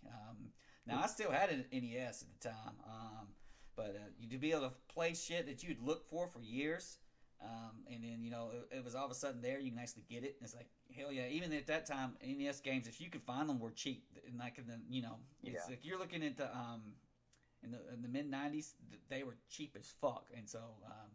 well, even up till about, I'd say 2005, they were still pretty cheap, because, GameStop still... accommodated that, and unless you're going for a Final Fantasy or something like that, most of them were pretty cheap and fair priced. Yeah. But even said Final Fantasy or Contra or whatever, that might be $30 tops. So I mean, not bad, but not too good as well. Yeah, but the Nesticle was awesome, and I could see the potential there, and it just accelerated. You didn't even start to think about changing the resolution of games at the time. The color was a little bit off from what you were used for CRTs, but it was one of those things like, this is freaking great. The sound was a little off too. They've gotten better and more accurate over the years.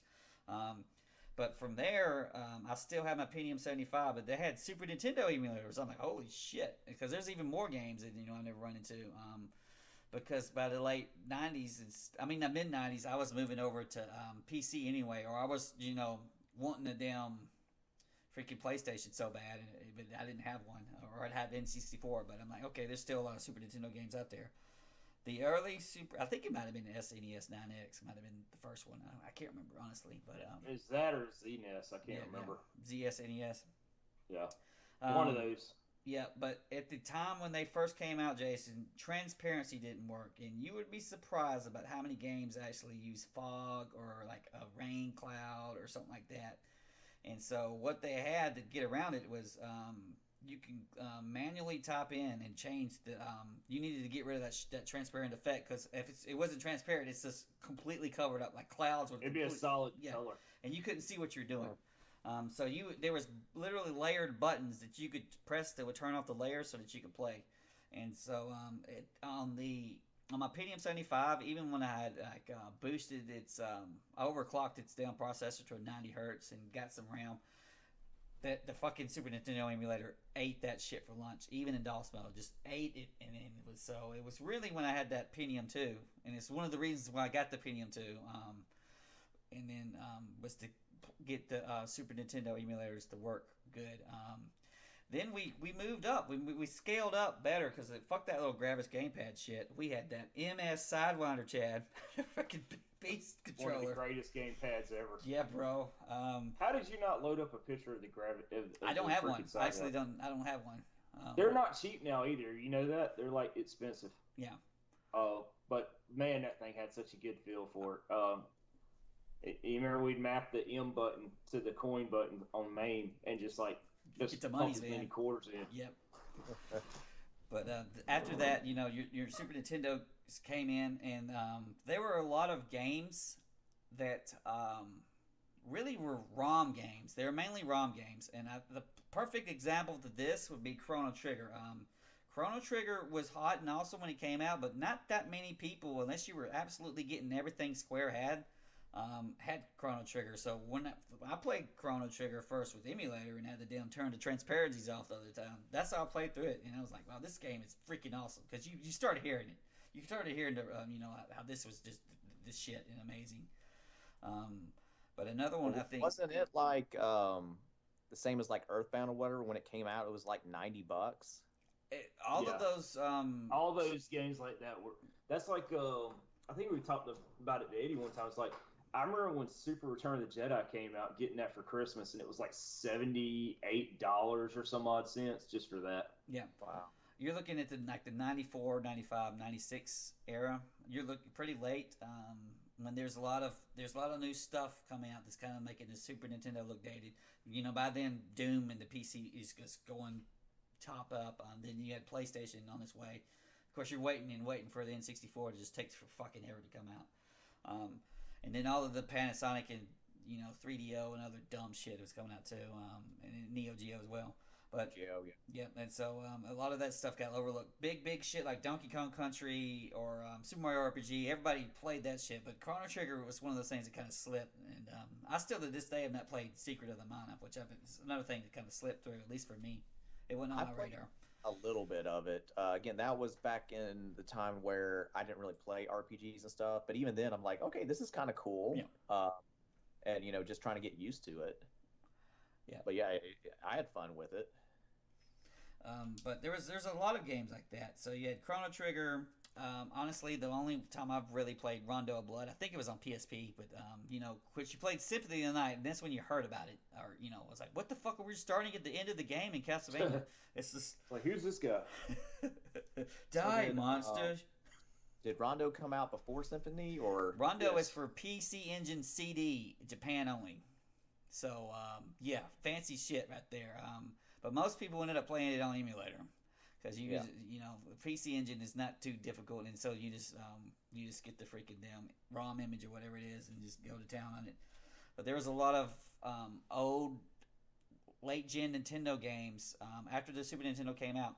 So stuff like Star Tropics 2, Jackie Chan Action Kung Fu, DuckTales 2. Kirby was on Game Boy first, but then he came to Nintendo. But hardly anyone's played the Nintendo one. So those end up being a lot of ROM games. Today, a lot of people will stream those games because they don't have a lot of the bullshit that say like Ninja Gaiden or Ghosts and Goblins treat you to, and so these are good games to stream these days. But what really got me was when, like, because we went from Final Fantasy 3 to Final Fantasy 7, and I'm like, there's some missing Final Fantasies there, man. And so. Oh, really? They skipped all the way to. You don't remember that? Final Fantasy 3 came out on Super Nintendo, 1994, and then whenever the hell, I think it might have been 98 for Final Fantasy 7. So they went to 3 to 7. I was like, where the fuck there are was the other no ones 4, 5, and 6. Yeah, well, Not they here Yeah, anyway. well, they renamed them. Yeah. So 4 became 2 over here, and it was the launch window was fairly early in the Super Nintendo year. God, dog, that game was freaking great. But Final Fantasy 6 came out of here as Final Fantasy 3, so they had missed some. Is what happened.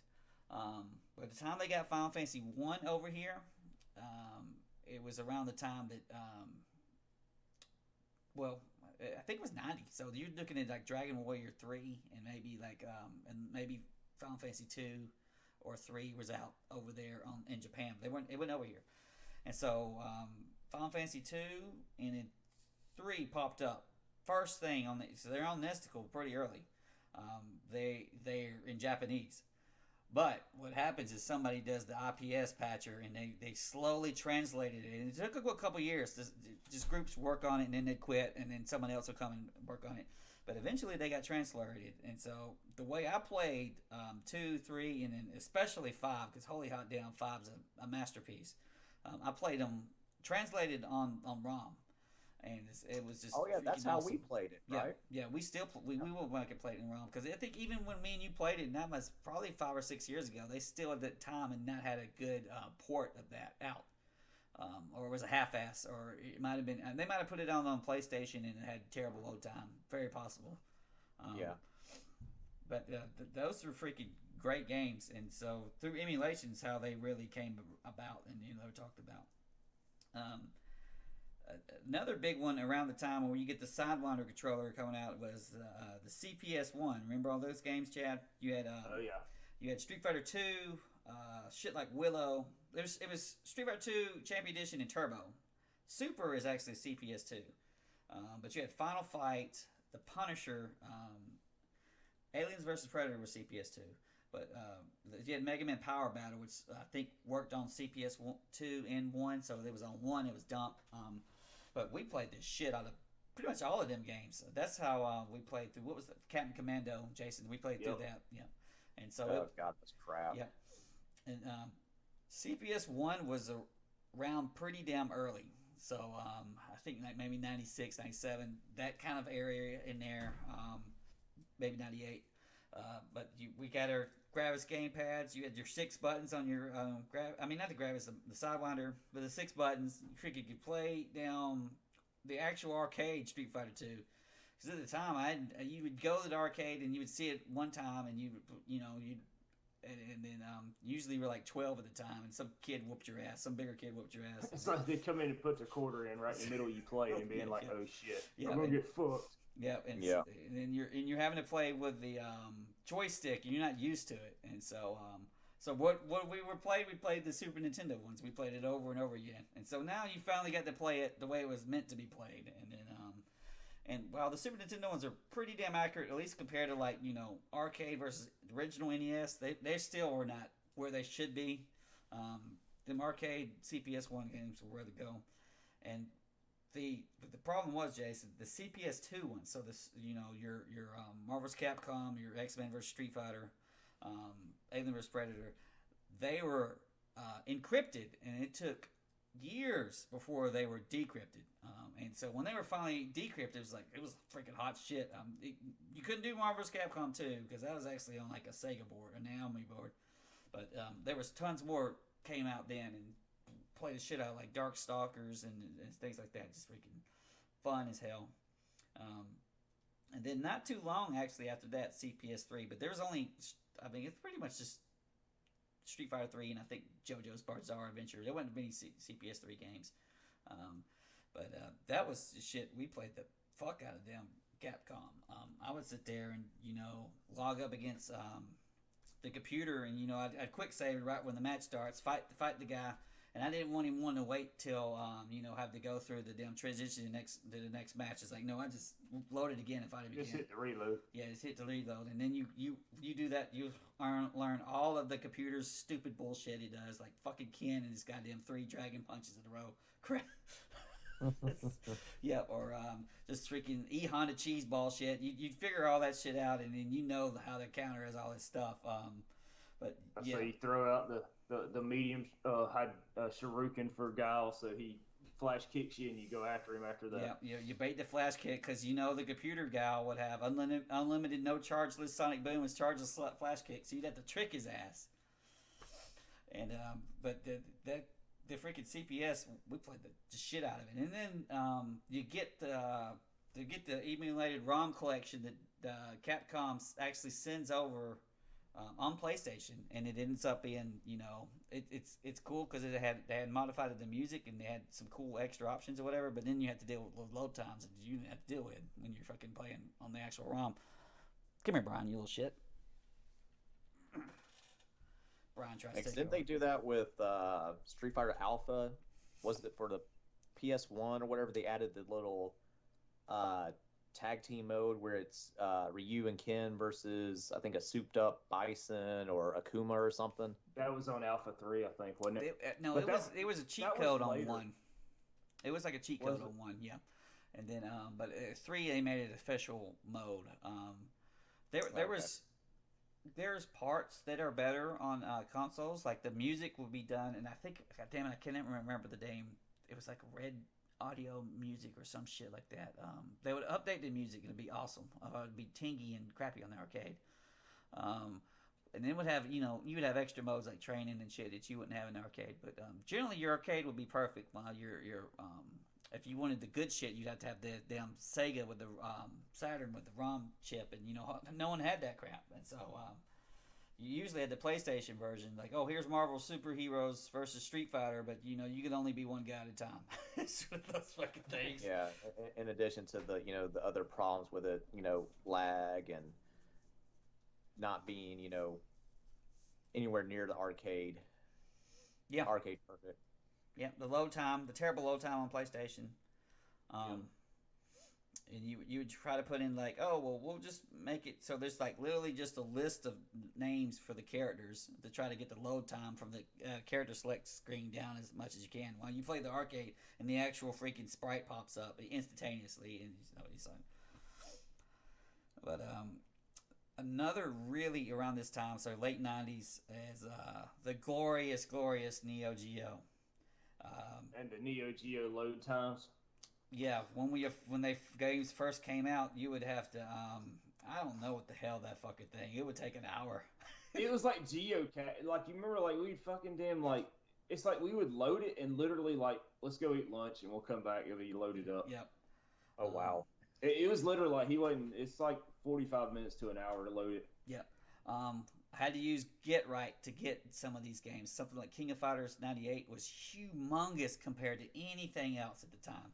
And so, and this is still dial-up too, so it's like, yeah. You're downloading like 50, 60 megabyte games on dial-up, and it's like, oh, you're gonna set that shit for overnight. Yeah, that's when you learn about zip files and shit too. Yep. And if it fucks up, you got to start it over. So you got to get right so you can break it up. Because you'd lose signal, but if you had Get Right, bro, Get Right was glorious because you could you get those big games, and then you put it into your cool, was it Neo Rage X, I think it was called. Yeah, yep. Neo Geo Rage X. Yep. That sounds about right. You put your get your controller working. There's like, I think that was the first game that had the CPS one had some filters into it, but they had the little scanline filters, and then you'd have to load that shit up, and it would just some of them later games took forever to fucking load, and then Like Gayru. yeah, yeah. But see, when King of Fighters '98 first came out, the ROM had problems loading it into cache, loading the moves. So you would have to do a move, and it would be slow as fuck as it pulls that move and puts it into cache. And then the next time you did the move, it would work real good. Still to this day on Switch, you have to do that. But on Switch, you download that shit, Chad. You go to somebody else who's already suffered through you, and then he uploaded that shit, and you literally download his fucking set to your set. It's like badass. It's badass. A program handles it. Yeah, so but stuff like Garo and you know was cutting edge. It was going to be Neo Geo's response to Street Fighter 3. And you know the fucking as soon as it comes out, you got that shit. It comes out in Japan and it's already dumped. You're playing that shit, and you're like, wow, this is cutting edge crap, and the freaking graphics are just amazing at the time. A lot of damn fond memories of Neo Geo, and hell, I would have never even played none of that King of Fighters shit or Metal Slug or all of those other kind of crazy games like Last Blade or whatever. I would never played none of that stuff if they didn't have an emulator because I never saw it. I think they were big, and of course they were big in Japan, and they might have been kind of big in Korea, but really it was like in Mexico and I think Brazil and South America. That's where that shit is, and that's where you know if you ever went to an arcade, some Mexican guy was going to whoop your ass. Yeah, I'm about to say you knew it. Some Puerto Rican guy came up there and you're playing King of Fighters, you're fucked. Yep, you're about to get devastated, and I think that's one of the. Well, I'm going to hypothesize that. See, King of Fighters '94, they had the teams by country, but there was too many Japanese players, and there's too many Japanese characters. So they put like Ryu and like Robert and stuff, Ryo, R-Y-O, Ryo and Robert. They put them on the Mexican team, even though they were Japanese. And I wonder if that's why they did that because the Neo Geo people knew that you know it was doing hot over there by having. But those games are freaking great. Honestly, I never got good at them. I would just practice and do all the moves and, you know, freaking in training mode. But hot dog, the Neo Geo emulator was freaking amazing. Yeah, that's how you had to do it anyway because, probably people that listen to the podcast already know this stuff, but, you know, we'll do a quick history lesson. The Neo Geo was expensive as fuck. It was what? Wasn't it like $600 or something? Yeah, it was like I thought it was $800. It was like $800, and if you include inflation, I mean that would be like being like, I'm going to go buy the new Xbox for like $1,500. That's about what it would be like now. Yeah, I mean it's crazy, ridiculous price, and the cartridges are humongous. But here's the thing though, the cartridges that you get for the system, that's actually what's in the arcade cabinets. Yeah, so, it's the arcade board, basically. Yeah, exactly. So, you know, whatever you know, if you actually manage to see the cabinet, you know, at Walmart or, you know, if you actually had an arcade or whatever, yeah, that's the actual cartridge that, you know, EB Games is, you know, selling as well. Yeah. So I mean, it was very expensive. You know, even like the crappiest game, I think was what, a minimum $100, if not 150, and that's for like your Metal Slugs and things like that are pretty common.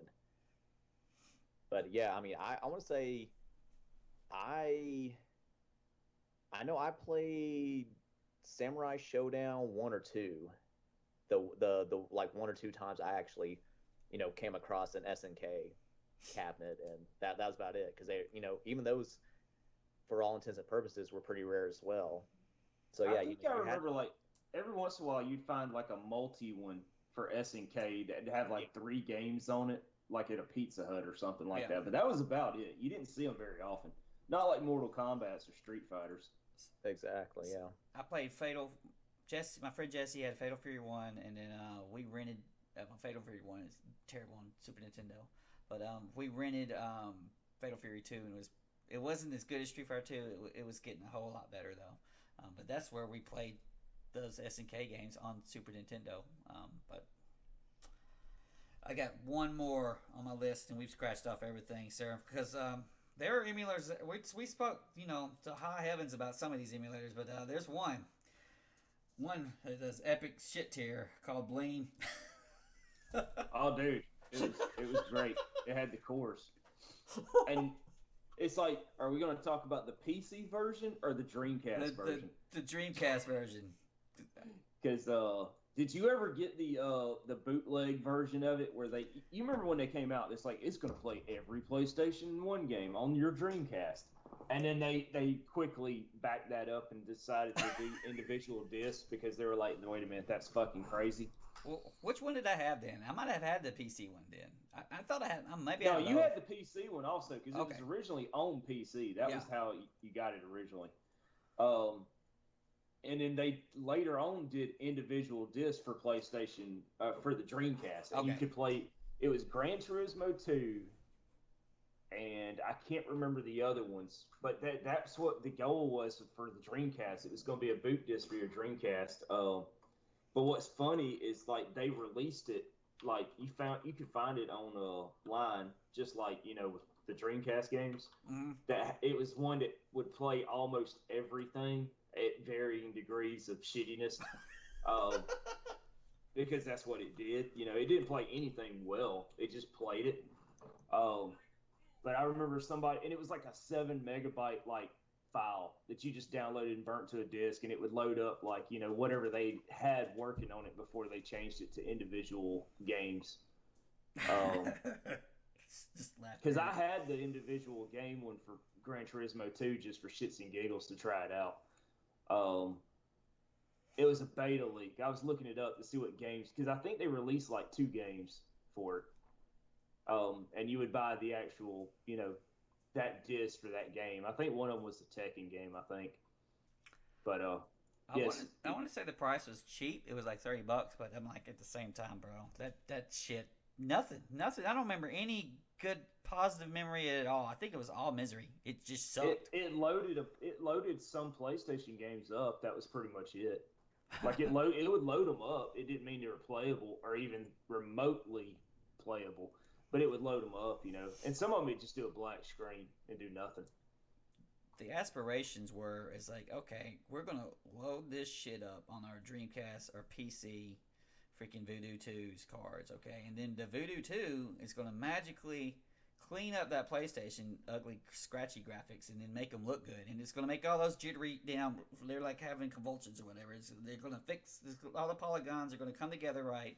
It's going to be smooth. It's going to run a bazillion frames. It's just going to be the shit. And maybe today, I'm guessing today they've got that figured out, because when I see it here or there on YouTube, PlayStation emulation looks good. It's got the damn mapping and all that shit on it. The polygons stay where they're supposed to be instead of shaking around. Bleem was the giant failure, man. And you could buy it at freaking Walmart too. Is what was so funny. Yeah, like it was clearly for piracy, and it was like they had it, and it looked like a freaking Tide box. When you would look at it, it had this. You remember like the swirl and the colors and all that shit. It was like I think it was like a red in the center or whatever, and then it had like a yellow. Yeah, a big yellow them.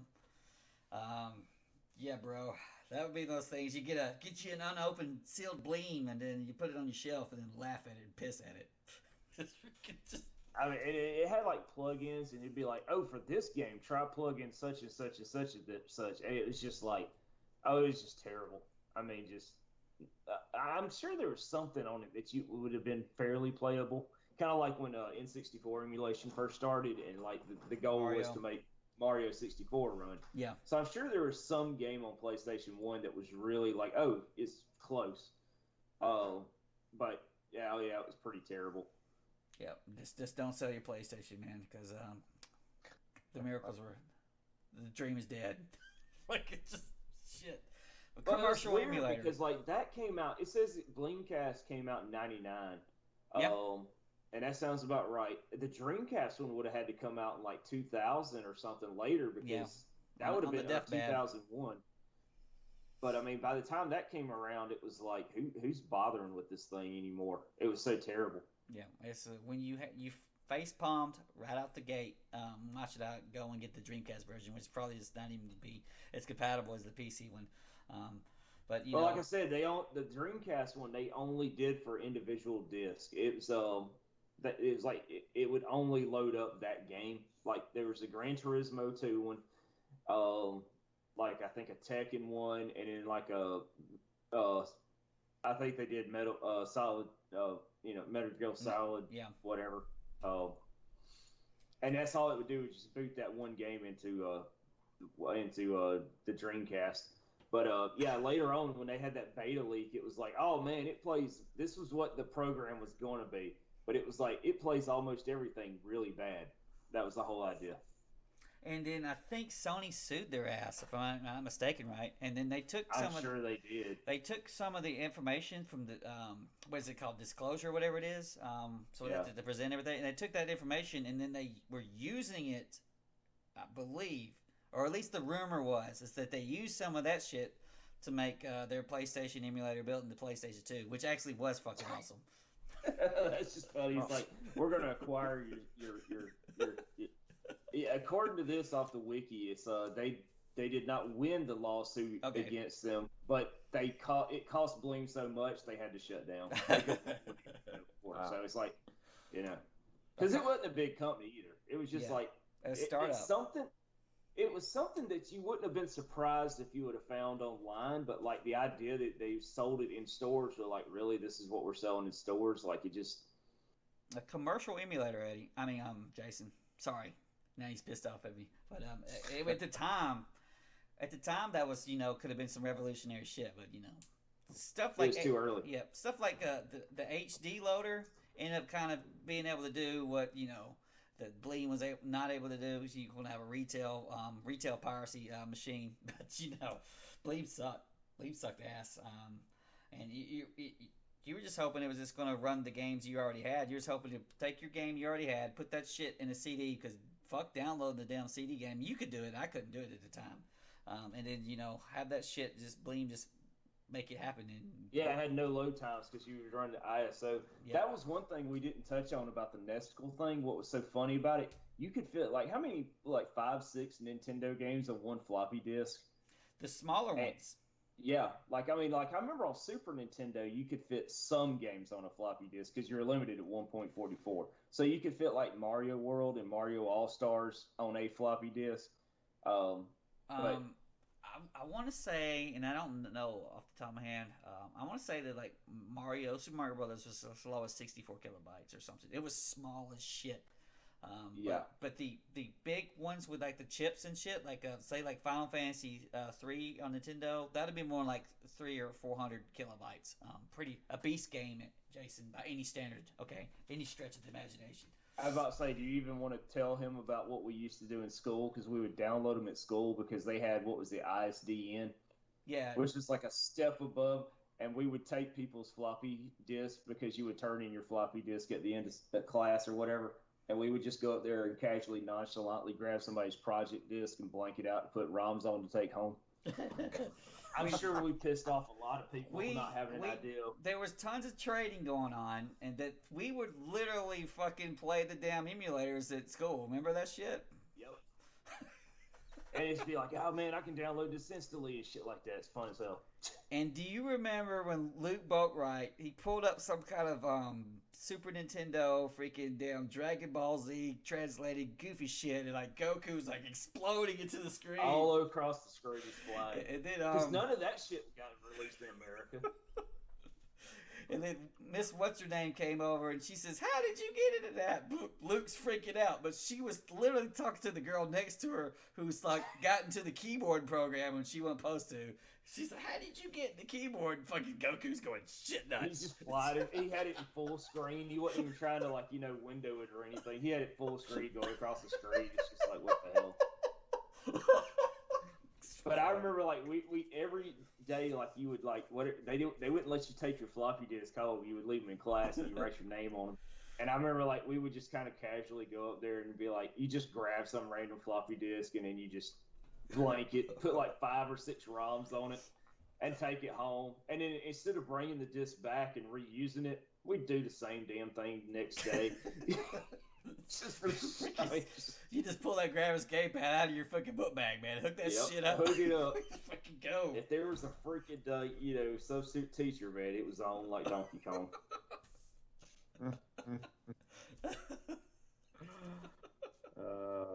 We never thought about those poor people the next day. It's like I downloaded, and then, of course the teacher, is going to be like, you didn't, put your file back where it was supposed to. It's like, well, I didn't do it. I'm sure they lost all their shit. What is ff2j.nes? Yeah. But I remember when I finally got broadband though for the first time, and it was like, holy shit, I can download like one Super Nintendo game in like 1 second. It was the greatest thing ever. Yep. Didn't have no ROM sets. You had to do that shit individually, so you just go down through there and just be like, download every single one of them.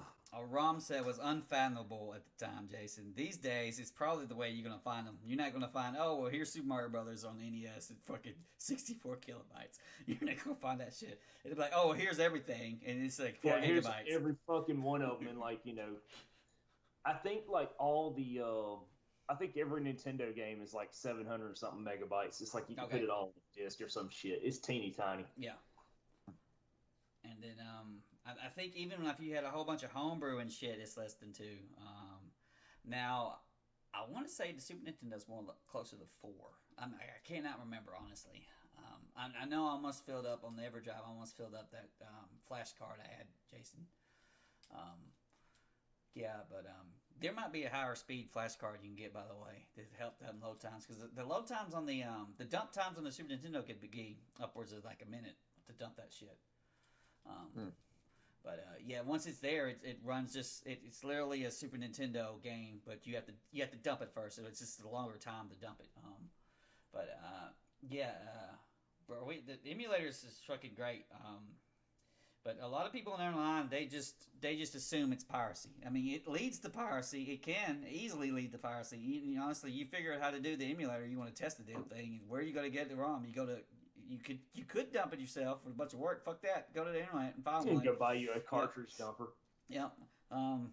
You go to the internet, you find one. It's like, oh well, I clicked on this game I've played a lot, and I own it, and it's great. But what about this other game that I ain't never heard of? Oh, we can get that shit too, and get everything else. And the thing is majority of the time, if you're pirating it, you wasn't gonna buy it anyway. Yeah, that's generally the story. Yep, you got to sell the 7 Cs, and then no one ever tells you exactly where they are. It's called scenes, Jason. You got to find the scene, what's going on, and then you can find out what people are talking about, shit like that. It's like when they shut them down. It's like for every one you shut down, there's another one that pops right back up. Yep. But that's like, I never knew there was a freaking Super Back to the Future until downloading ROMs, and it was like, holy shit! Like I didn't know this existed. It's Transformers on Nintendo, bro. There's Transformers on NES. And if you die in the first second, you're just like, what the fuck? We never knew that shit existed. Hell, half the fun, I would bring somebody newer over here and just load up the Kasuga shit. He's like, Charlie, play this Kasuga shit. Here, we're going to load your ass up. This is a game I love called Dragon's Lair. You're going to love it. I just remember, like, we would fuck with people with Transformers, where it's like as soon as the game started, the plane would come in and shoot you immediately. So if you didn't start moving immediately, you were dead. And it was like it was just a freaking troll game is all it was, man. You'd just be like, check this out, man. Did you know they made Transformers on freaking Nintendo? And it's like, okay. And then bam, they're dead. Me and Jason found Steven Seagal on fucking Super Nintendo. Oh, God. I had a chance to buy, like, at one point, I should have bought it because I could have got a good deal on it, but the Captain Novolin Insulin Diabetes Super Nintendo game. And it was like, who is this for? I mean, clearly it was for diabetics, but it's like, what the fuck? Like, I mean, they came out with some weird shit back then. Yeah. But you got to play as the insulin guy, which was like, he would, if he got hit, it reminded me of like Bart versus the Space Mutants, where it's like, the donuts would try to attack you, and that they would, they'd make you sick. It was a fucked up game. Freaking Super Noah's Ark 3D. First time I played that was on an emulator. I think I've seen it. I might have had that. I want to say I might have had that. I cannot remember though. But I definitely definitely played it first on emulator and like, wow, this is like Wolfenstein.